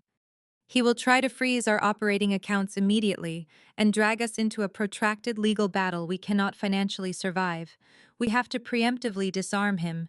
He thinks because I am a woman in middle management, I will easily fold under the threat of endless corporate litigation. I need a shield he cannot pierce. Exactly. Andre said, typing a bold heading onto his blank document, which is why your LLC cannot just be categorized as a standard digital marketing firm. We are structuring the primary operational articles as a highly specialized crisis management and data recovery consultancy. This is the ultimate legal blueprint. You are not competing with the agency. You are providing an emergency service. The agency is fundamentally incapable of providing once their core infrastructure fails. I stared at him, the sheer brilliance of the strategy washing over me. If we register as a standard marketing agency, Harrison can easily claim tortious interference if we ever speak to Zenith. But if we are a data recovery consultancy, we operate in an entirely different corporate classification. We are no longer competitors. We are first responders. Andre smiled, pointing his silver pen at me. You are catching on quickly. When Charles and Harrison trigger the poison server tomorrow morning, they will completely corrupt the agency network. The Zenith executives will sit in that boardroom and watch their $15 million investment evaporate into a digital void. Absolute panic will set in. The CEO will demand an immediate technical solution. Harrison will have absolutely no idea how to fix it because Charles is a fraud who cannot code a basic HTML page. And that is when I introduce the solution. I finished for him, my mind racing ahead of the conversation. I don't solicit Zenith directly. I offer my LLC to the agency CEO as a third-party crisis contractor to restore the corrupted data models. Andre typed the clause onto the screen. We draft an airtight contingency contract tonight. It will explicitly state that your new LLC will restore the Zenith data models, but only if the agency fully releases you, Kira and Leo, from all previous non-disclosure agreements and non-compete clauses in perpetuity. Furthermore, the agency must legally acknowledge that all restored proprietary algorithms belong exclusively to your LLC, and they are merely licensing them for the duration of the Zenith presentation. It is corporate extortion, Megan said from the other side of the kitchen, her eyes wide with a mix of shock and absolute admiration. You are going to hold the Zenith account hostage until the CEO signs away all of Harrison's leverage. It is not extortion, Andre corrected smoothly, leaning back in his chair. It is aggressive corporate negotiation in the face of an existential threat. The CEO will be staring down the barrel of a $15 million breach of contract lawsuit from his biggest client. He will sign anything Sloan puts in front of him to save the deal and protect his own job.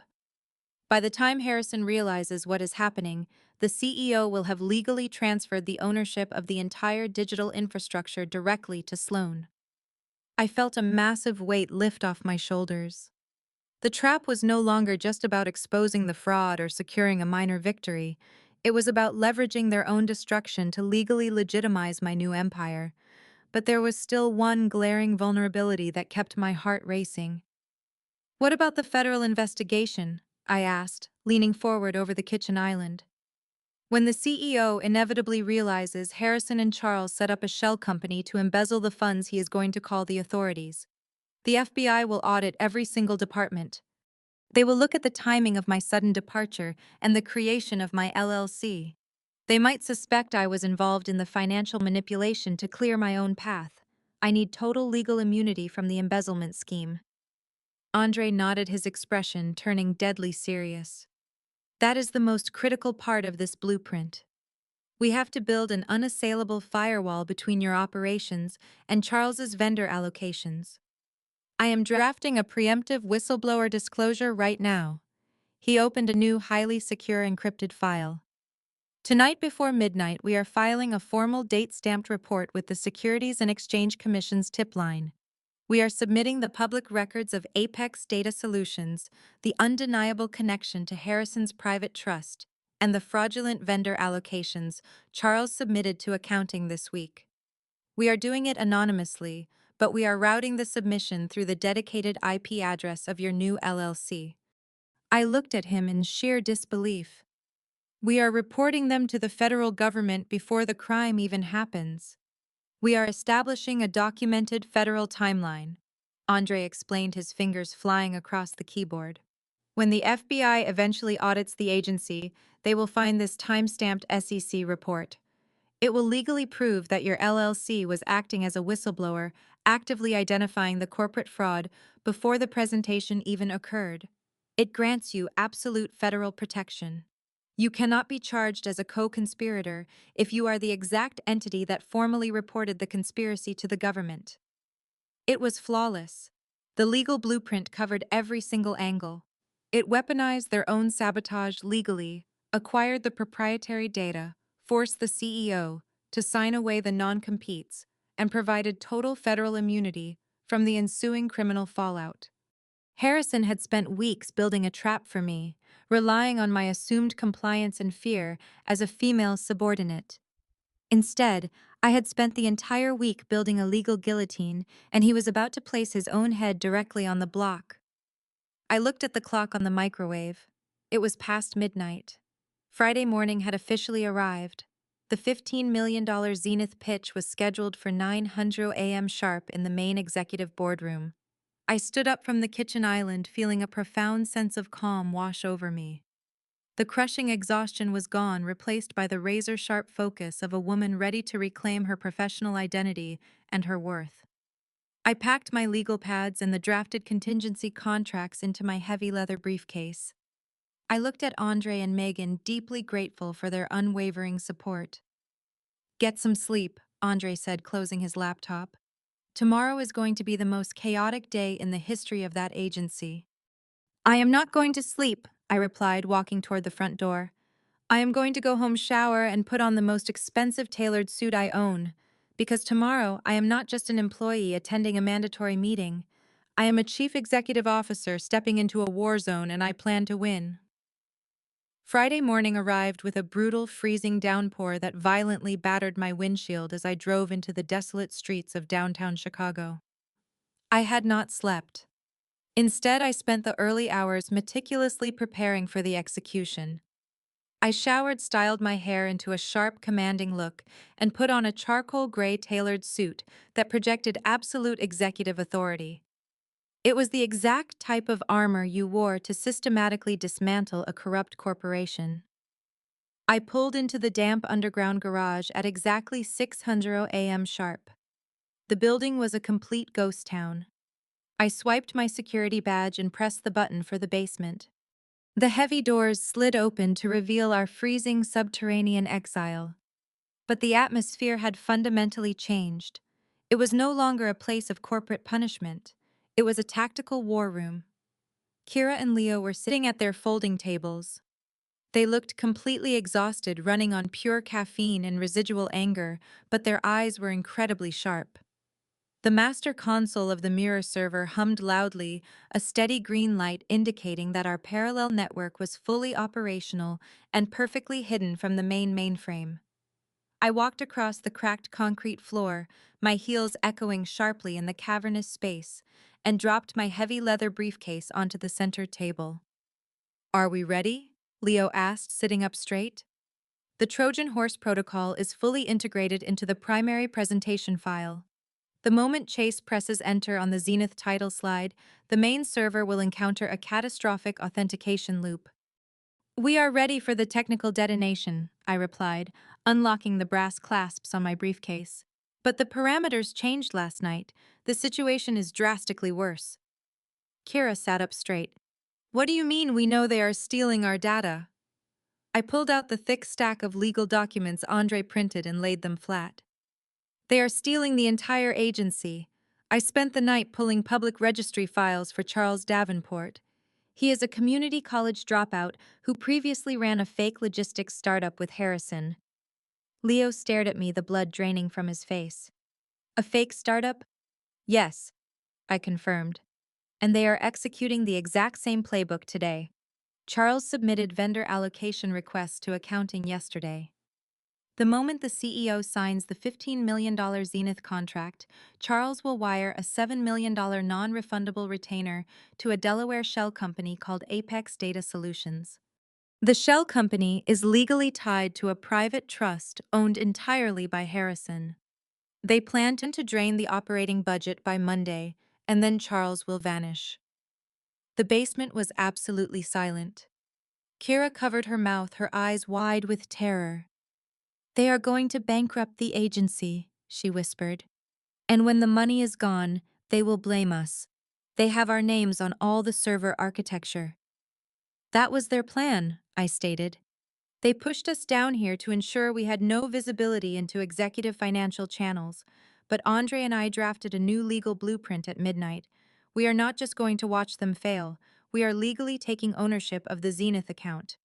I pushed two fresh contracts across the table. You signed your equity partnerships yesterday, I explained. But these are the final operational agreements for our new LLC. We registered the firm as an emergency data recovery consultancy. Furthermore, Andre filed a time-stamped whistleblower report with the federal government at 1 this morning. We have total legal immunity. Leo picked up the contract, scanning the aggressive legal language. You want us to fix the server after Charles breaks it? No, I corrected sharply. I want us to hold the Zenith data hostage. When Charles triggers the Trojan horse, the agency network will violently collapse. The CEO will face a breach of contract and public humiliation. We will step into that boardroom as an independent contractor. We will offer to instantly restore the presentation, but only if the CEO signs a binding contract transferring the ownership of the proprietary algorithms directly to our firm. Kira gasped, a smile slowly breaking across her face.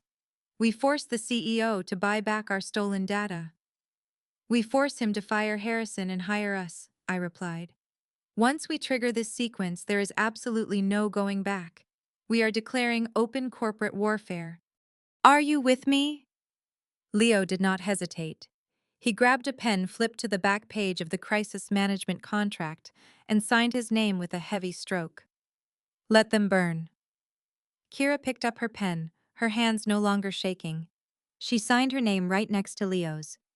We built this infrastructure, Sloan. It belongs to us. I took the signed documents, verifying the signatures before securing them inside my briefcase. The loyalists were fully locked in. The trap was armed, the legal shields were raised, and the protections were actively in place. Pack your personal belongings. I ordered, checking my watch. It is 7:00 a.m. We wipe all our local hard drives down here. Leave absolutely nothing on these computers except the poisoned presentation file. At 8:45, we take the elevator up to the executive floor. We are going to the main executive boardroom, Leo asked, looking confused. We were explicitly uninvited by Harrison. I smiled, feeling the cold, ruthless anticipation settling deep in my chest. We are not attending the pitch as compliant employees. We are attending as the elite independent rescue team. Let's go introduce Charles Davenport and his fabricated Google credentials to the very real corporate world. The three of us stood up in unison, united by a shared, unbreakable resolve. We methodically wiped the basement servers completely clean, permanently erasing every single trace of our 6 long years of dedicated service to the agency. We were leaving this concrete basement for the last time, ascending to the luxury executive suite to watch a corrupt vice president lose his entire stolen empire. But before we could even reach the heavy metal door, it violently swung open. Chase stood in the doorway, completely blocking our exit. For the first time since he arrived at the agency, his perfectly curated Google executive persona was cracking. He was breathing heavily, his designer silk tie was slightly loosened, and a thin layer of cold sweat coated his forehead. He looked exactly like a panicked community college dropout who had just realized he was completely out of his depth.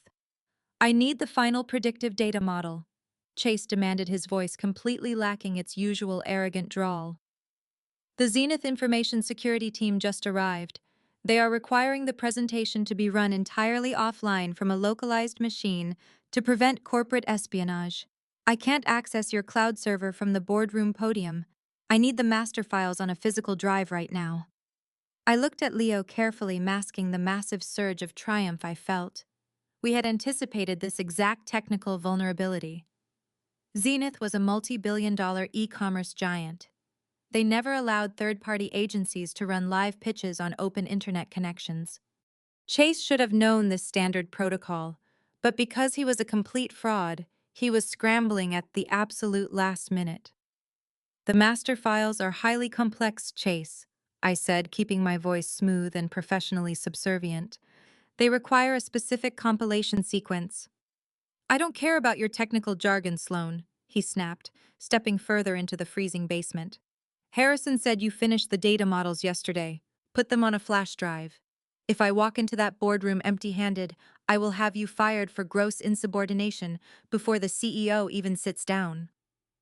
I walked slowly back to my wiped computer terminal. I reached into my tailored suit pocket and pulled out a sleek silver flash drive. I did not need to compile anything. The drive was already loaded with the Trojan horse. I had spent the entire night engineering the dummy code trap with Leo. We had to ensure it would effortlessly bypass standard antivirus protocols while appearing completely legitimate. On the surface, the file structure looked exactly like a standard $15 million digital infrastructure pitch. It had the correct file extensions, the Zenith corporate branding, and the intricate folders labeled predictive algorithms and demographic mapping. But the core architecture was completely hollow. Instead of actual marketing data, I had built a self-executing diagnostic loop. I designed the dummy code to remain entirely dormant until Chase clicked on the third slide of the presentation, which was the financial allocation projection. The moment he pressed enter on that specific slide, the Trojan horse would activate. It was programmed to instantly bypass the localized machine force and emergency hardline connection to the agency's main server and execute a catastrophic brute force query. But the absolute brilliance of the trap was not just the massive system crash. I had engineered the dummy code to aggressively pull the exact financial documents Andre had uncovered. When the system failed, it would not just show a blank black screen. It was explicitly programmed to project the hidden vendor allocation requests, the Delaware Shell Company registrations, and the fraudulent wire transfers directly onto the massive boardroom projector. "Are you actively listening to me?" Chase yelled, slamming his hand heavily against the folding table. "Give me the drive." I held up the silver flash drive, letting it catch the harsh fluorescent light. "The files are fully compiled and ready for execution," I stated calmly. "But you must follow the precise loading protocol. When you plug this into the boardroom laptop, the system will ask for administrative permission to run the predictive data models. You must click Authorize." Chase snatched the drive directly from my hand, his face twisting into a sneer of absolute contempt. "I know how to plug in a basic hard drive, Sloan. Don't speak to me like I am an idiot. You and your little basement team stay down here until the pitch is over. I don't want you anywhere near the executive floor while I close this deal." He turned around and marched rapidly out of the basement, the heavy metal door slamming shut behind him. The loud echo rang through the empty concrete room. Kira let out a long, shaky breath. He actually took it. He didn't even verify the file sizes or run a basic diagnostic check. "He doesn't know how to run a diagnostic check," Leo said, a sharp, vindictive grin spreading across his face. "He's just going to plug it in and press play." I looked at my watch. It was 8:50 in the morning. Zenith was sitting in the boardroom. The CEO was waiting.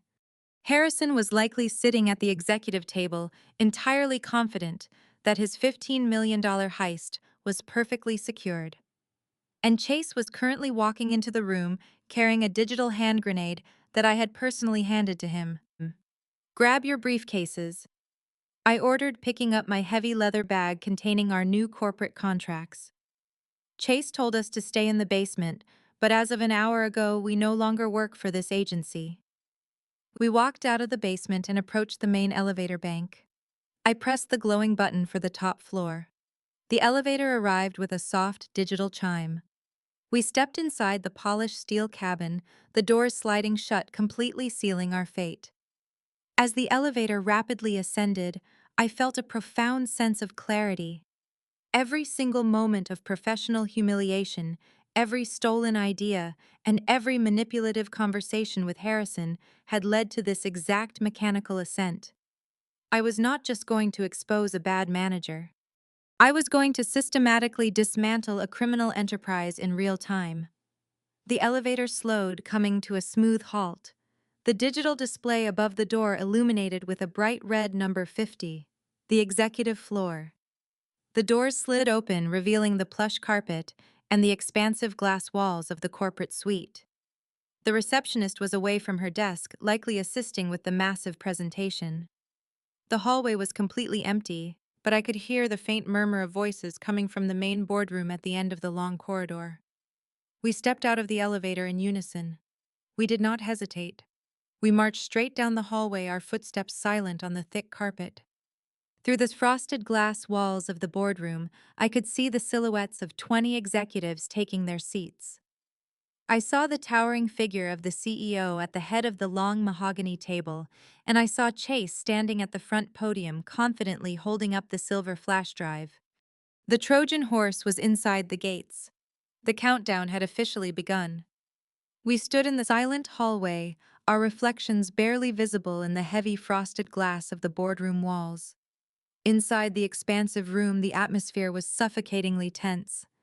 The Zenith delegation sat shoulder to shoulder along the left side of the polished mahogany table. There were 8 of them in total, dressed in immaculate dark navy suits, their expressions completely unreadable. These were the elite decision-makers of a global electronic commerce empire. They were not here to be entertained by flashy marketing jargon.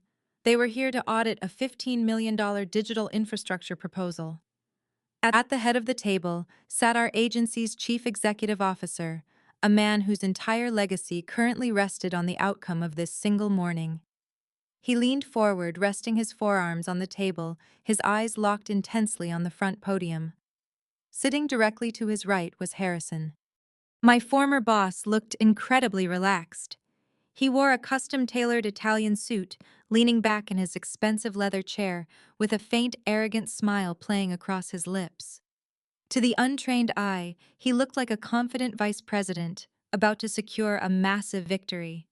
But I knew exactly what that smile meant. He was mentally counting the $7 million he believed was about to be wired directly into his secret Delaware shell company. And then there was Chase. He stood confidently behind the sleek acrylic podium at the front of the room. The massive projector screen behind him was currently blank, casting a harsh white glow across his face. He held the silver flash drive in his right hand, casually flipping it between his fingers like a cheap toy. He was completely in his element, playing the role of the visionary tech genius for an audience of billionaires. I placed my hand flat against the cold glass, watching his every move. Beside me, Leo checked his digital watch, his jaw tightly clenched. Kira stood absolutely still, her eyes relentlessly tracking the flash drive. Chase finally stopped flipping the drive and inserted it into the localized boardroom laptop resting on the podium. The Zenith Information Security Protocol immediately recognized the external hardware. A large security prompt flashed onto the massive projector screen behind him. It was a stark gray box with bold black text, clearly visible to everyone in the room. The system was demanding administrative authorization to run the proprietary predictive data models from an unverified external source. This was the final failsafe. A legitimate Google executive or a highly trained data architect would have recognized that a standard presentation file should never trigger an administrative security override. A real developer would have instantly stopped the presentation, pulled the drive out of the machine, and checked the core source code for a malicious payload. But Chase was not a developer. He was a community college dropout who had never written a single line of code in his entire life. Through the glass, I watched him glance at the security prompt with absolute annoyance. He did not read the warning text. He did not hesitate to question the anomaly. He simply reached out and clicked the authorize button with arrogant finality. A small loading bar appeared on the screen, rapidly filling with bright green light. The system officially accepted the fake algorithm. The dummy code successfully bypassed the Zenith localized security net and silently established a hidden forced hardline connection directly to the main agency mainframe. The trap was fully armed. The Trojan horse was officially inside the network. Chase turned away from the screen, flashing a brilliant, completely manufactured smile at the Zenith delegation. "Good morning, everyone," he began, his voice easily carrying through the thin gap in the boardroom doors. "My name is Chase Montgomery. I am the senior creative director here, and I recently joined this incredible team after spending several years optimizing the digital ecosystem over at Google." I felt a sharp spike of genuine disgust. I was actually using the fabricated Google credential right out of the gate to establish false authority.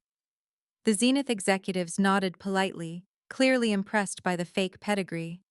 Harrison beamed with manufactured pride, nodding encouragingly at his accomplice from across the room.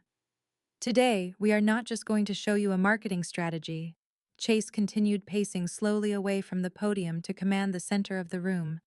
We are going to show you a fundamental digital revolution. We have compiled a proprietary algorithmic framework that will completely disrupt your current supply chain latency.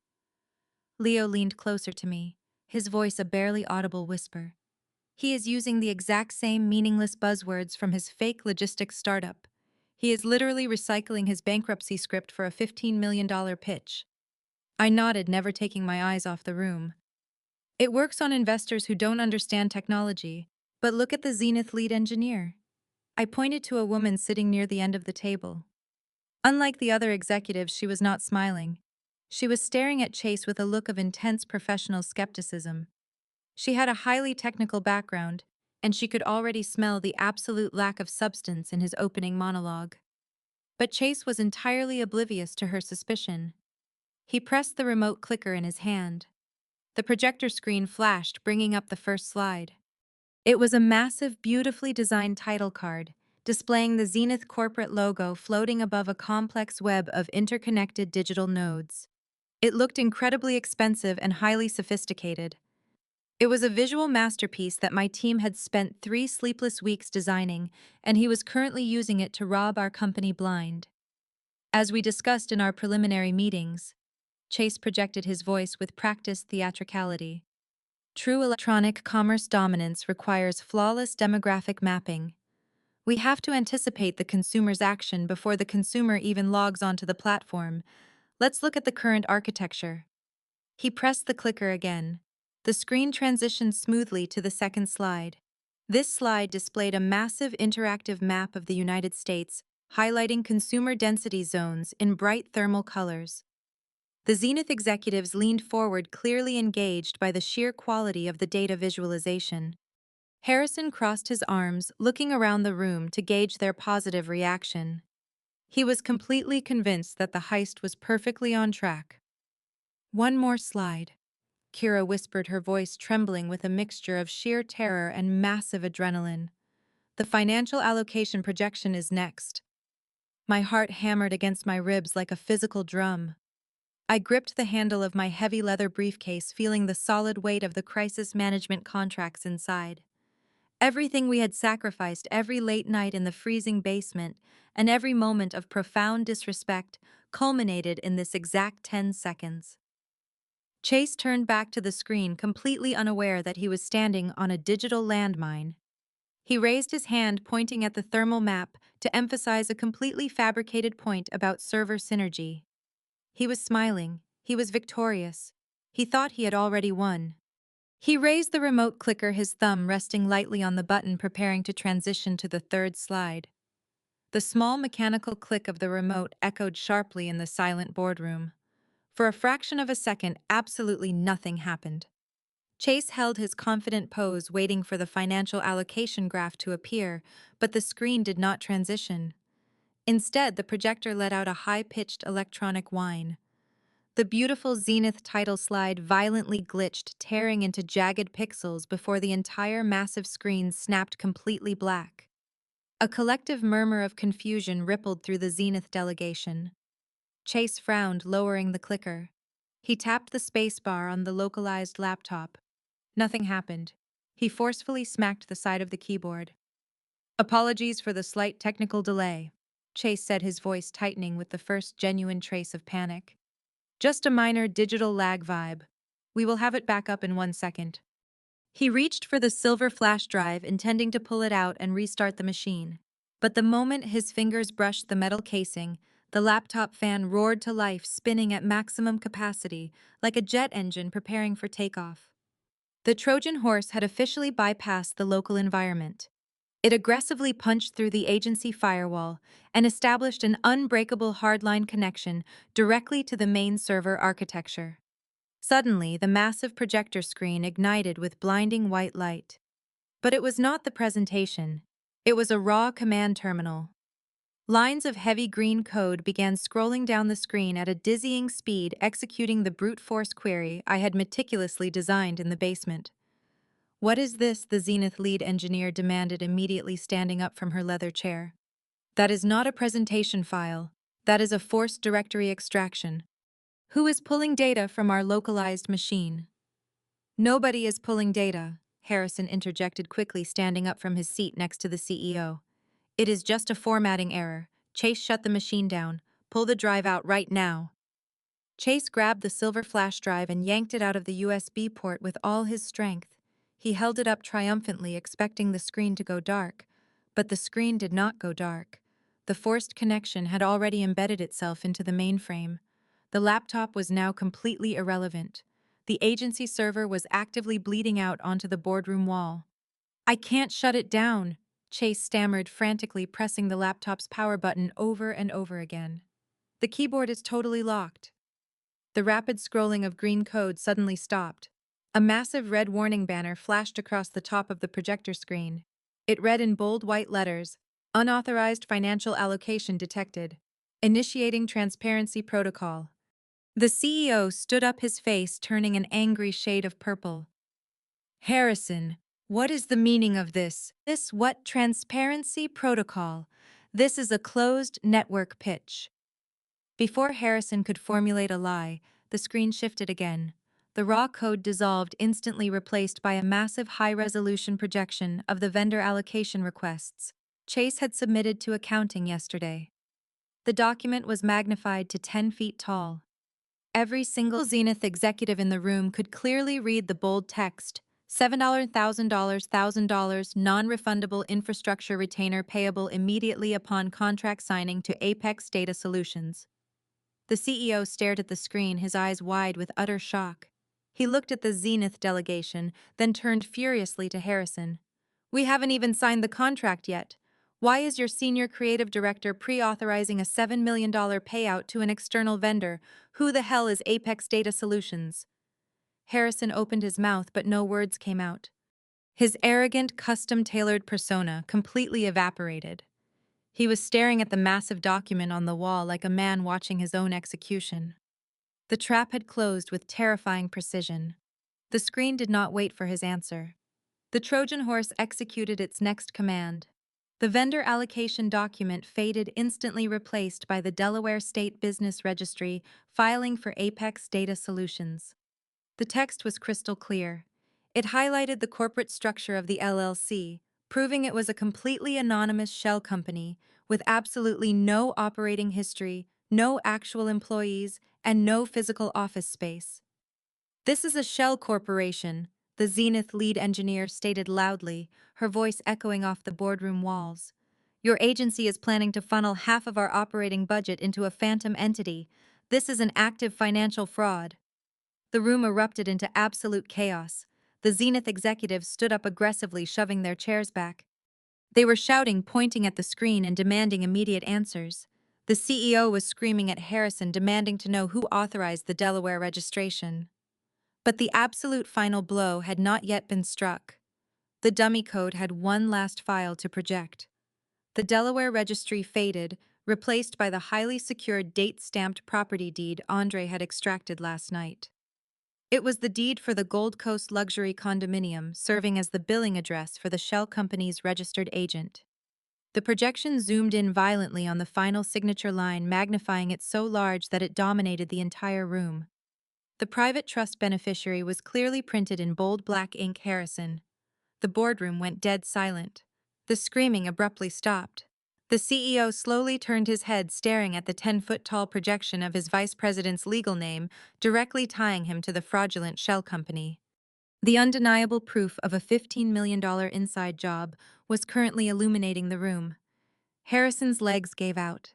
He collapsed heavily back into his leather chair, his face completely drained of blood. He looked like a corpse.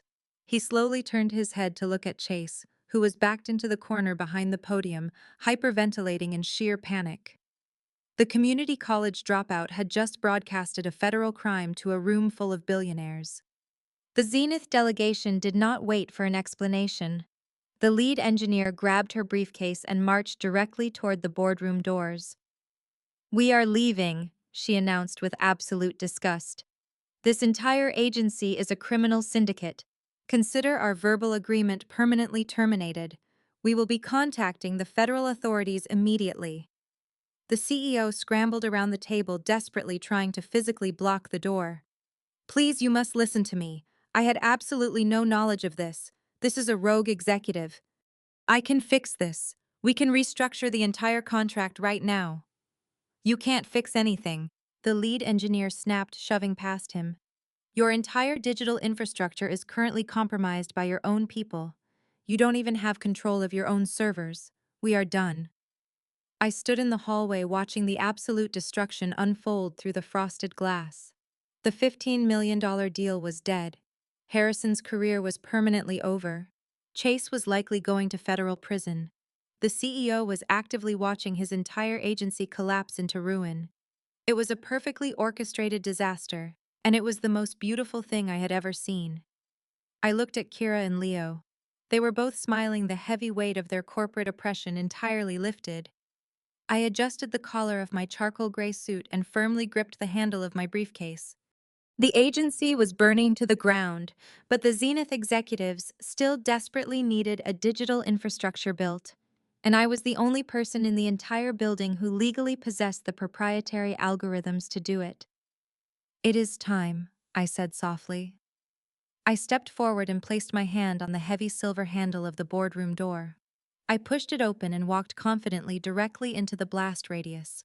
I stepped directly into the path of the fleeing Zenith executives. The heavy mahogany doors swung shut behind me, sealing Kira, Leo, and myself securely inside the boardroom. The sheer volume of the shouting was deafening. The CEO was completely red in the face, practically cornering Harrison against the expansive glass window overlooking the dreary Chicago skyline. The $15 million deal was dissolving into total anarchy, and the massive projector screen was still glaring with the undeniable proof of the embezzlement scheme. "Get the basement on the phone right now." The CEO roared at an executive assistant who was frozen in fear against the wall. "I want the lead server architect up here before I call the police. I need this terminal shut down." Harrison looked up and saw me standing calmly by the doorway. A look of desperate, pathetic relief washed over his pale, sweating face.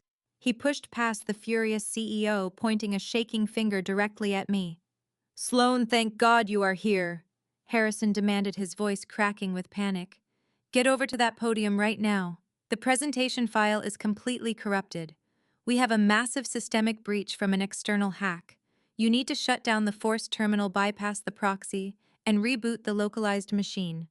Fix this mess immediately, or I swear I will ruin your entire career." I did not move a single inch. I stood exactly where I was, flanked closely by Kira and Leo, gripping the heavy handle of my leather briefcase. I looked at the man who had stolen my credit, marginalized my team, and tried to rob the company blind. "I can't do that, Harrison," I replied, my voice projecting clearly and calmly over the chaos of the room. "What do you mean you can't do that?" Harrison screamed, stepping closer, his arrogance replaced by pure, unfiltered desperation.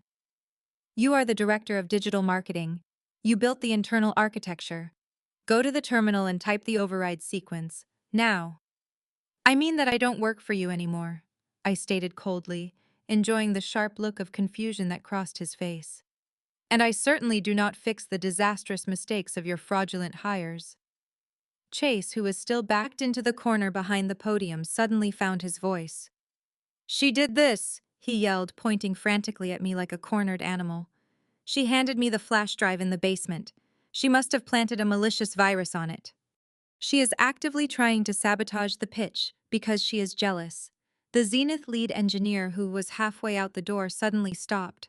She turned around, narrowing her sharp eyes at Chase, and then looked directly at me. I laughed. It was a short, sharp sound that cut right through the heavy tension in the boardroom. "A virus," I repeated, looking at Chase with absolute, undeniable disdain. "Chase, you are standing in front of the elite lead engineering team for a multi-billion-dollar electronic commerce giant. Don't insult their intelligence with your profound ignorance. That is not a virus on the screen behind you. That is a targeted directory extraction pulling specific financial ledgers from your own internal accounting folders. A virus destroys random data. This code is explicitly exposing hidden data, and you personally authorized it. She's right, the CEO shouted, turning his intense wrath back onto Chase. You bypassed the security prompt. I watched you click authorize with my own eyes. She handed me the drive. Chase stammered, sweating so profusely it dripped onto his expensive silk tie. I didn't know what was actually on it. Because you don't know how to read code, Charles, I said, using his real legal name for the very first time. I watched his entire body physically flinch as the fake persona shattered completely. You are a community college dropout who ran a bankrupt logistics startup called Apex. You don't know the fundamental difference between a predictive algorithm and a basic diagnostic loop. You plugged in an unverified drive, clicked accept, and blindly triggered a transparency protocol that broadcasted your federal crimes to a room full of witnesses. The Zenith lead engineer took a slow, deliberate step back toward the mahogany table, crossing her arms. The rest of her delegation mirrored her movement, sensing a massive shift in the power dynamic. Who exactly are you? She asked, completely ignoring the CEO and Harrison. My name is Sloan, I said, maintaining direct, confident eye contact with her. Until 800 this morning, I was the head of the digital marketing department here. These are my top architects, Kira and Leo. We designed the proprietary algorithmic framework that Zenith explicitly requires for this massive infrastructure upgrade. If you work for this agency, you are part of this criminal syndicate, the Zenith engineer stated bluntly, her tone testing my resolve. We do not do business with thieves. We do not work for this agency, I corrected, stepping forward and opening my leather briefcase. And we are the ones who stopped the crime. I pulled out the thick stack of legal documents and slapped them firmly onto the polished mahogany table. The loud smack silenced the few remaining murmurs in the massive room. At 1:00 this morning, I explained, looking directly at the Zenith delegation. My attorney filed a time-stamped whistleblower report with the Federal Securities and Exchange Commission. We officially documented the entire embezzlement conspiracy orchestrated by Vice President Harrison and his accomplice Charles Davenport. The federal government has granted my team total legal immunity. Harrison let out a choked gasp, stumbling backward until he hit the glass wall. You went to the SEC, he whispered in total unadulterated horror. You went to the federal government. I went straight to the top, Harrison, I said without even looking at him. Your shell company in Delaware is currently being frozen by federal investigators. Your private trust is completely exposed. The $7 million you plan to steal today is never leaving the agency's accounting department. The CEO stared at the SEC documents on the table, his hands trembling violently. You knew about this, he said to me, his voice a mixture of profound anger and desperate relief. You stopped the wire transfer. You saved the operating budget. Don't pretend I did this for your benefit, I told the CEO sharply, refusing to let him claim any high ground. You enabled a toxic, completely unchecked corporate environment. You allowed a corrupt vice president to exile the most talented developers in your company to a freezing basement so he could systematically replace them with a fraudulent con artist. You completely lost control of your own agency. The CEO flushed a deep, embarrassed red but remained completely silent. He knew he had absolutely no leverage. I turned my attention entirely back to the Zenith executives. They were no longer trying to leave the room.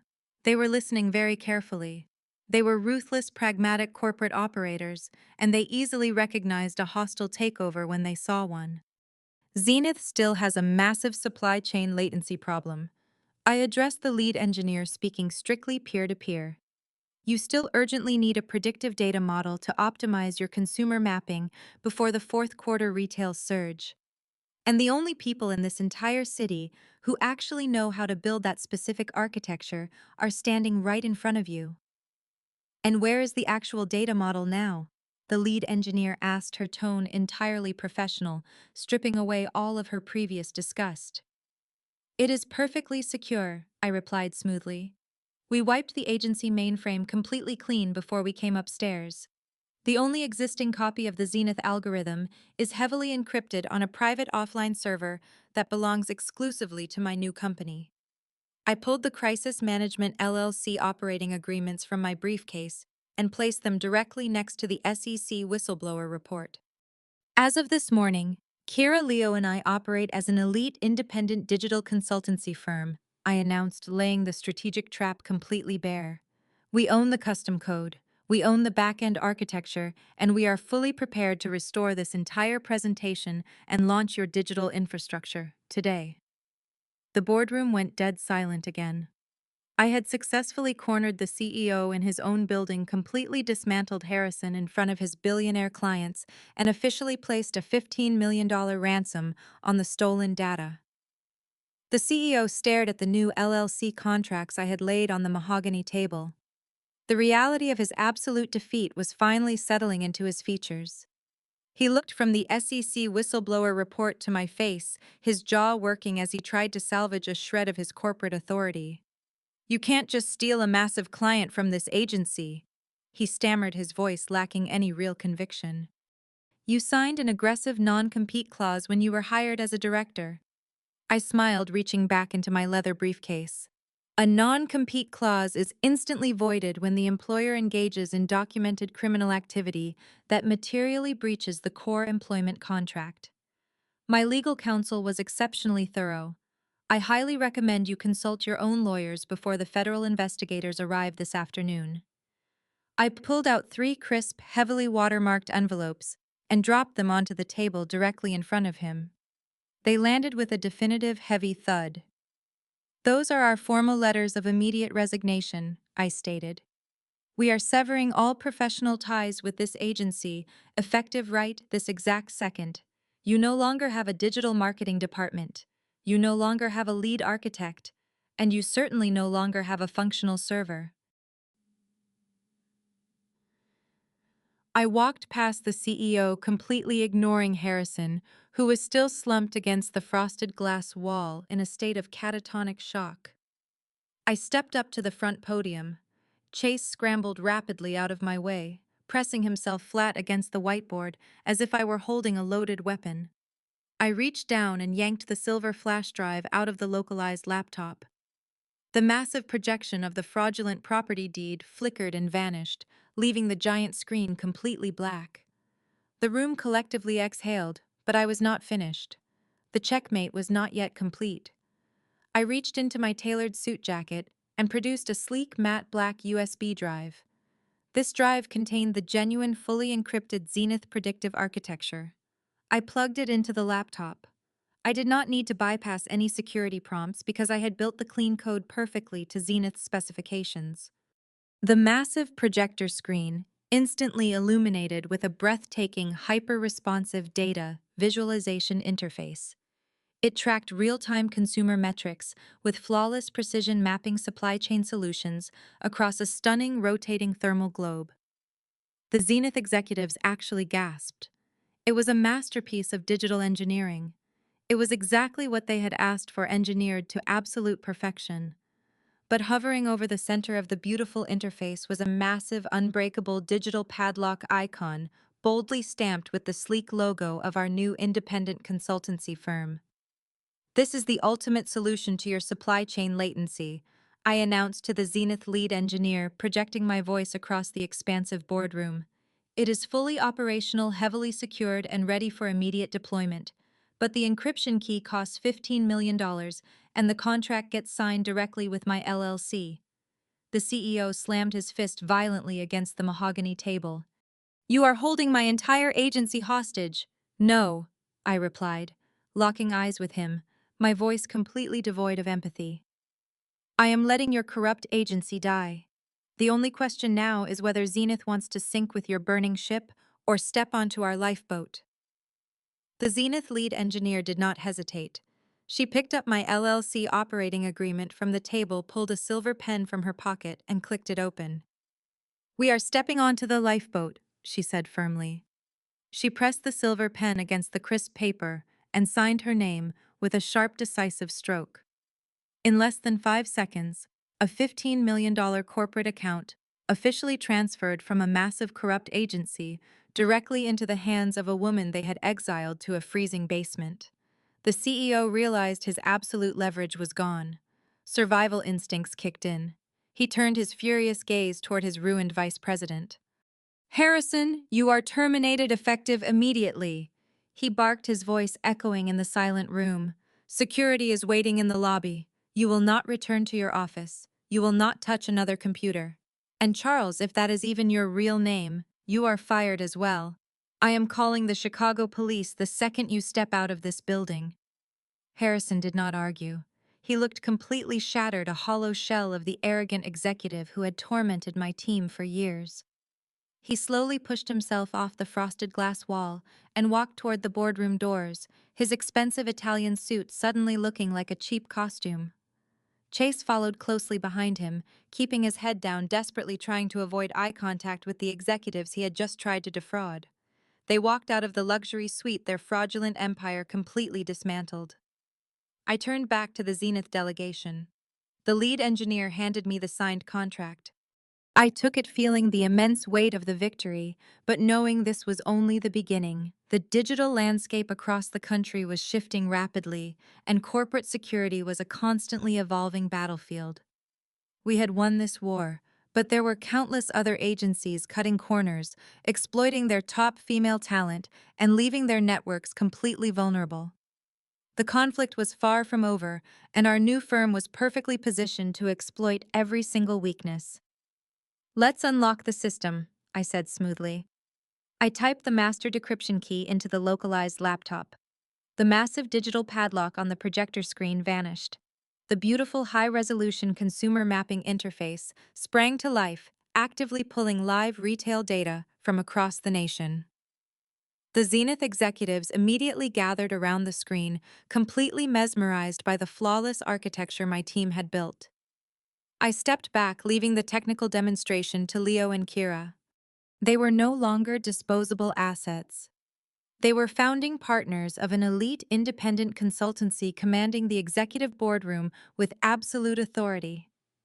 I walked over to the expansive glass windows and looked down at the rainy Chicago streets far below. I watched two small figures emerge from the building lobby, escorted by heavy security guards. Harrison and Chase stood on the wet pavement, completely exposed to the freezing downpour, with absolutely nowhere to go. I smiled, feeling a cold, satisfying surge of pure power. I had not just survived the toxic corporate ladder, I had burned it to the absolute ground and built an impenetrable fortress on the ashes. The crisis management firm was officially open for business, and we were coming for everything they told us we could not have.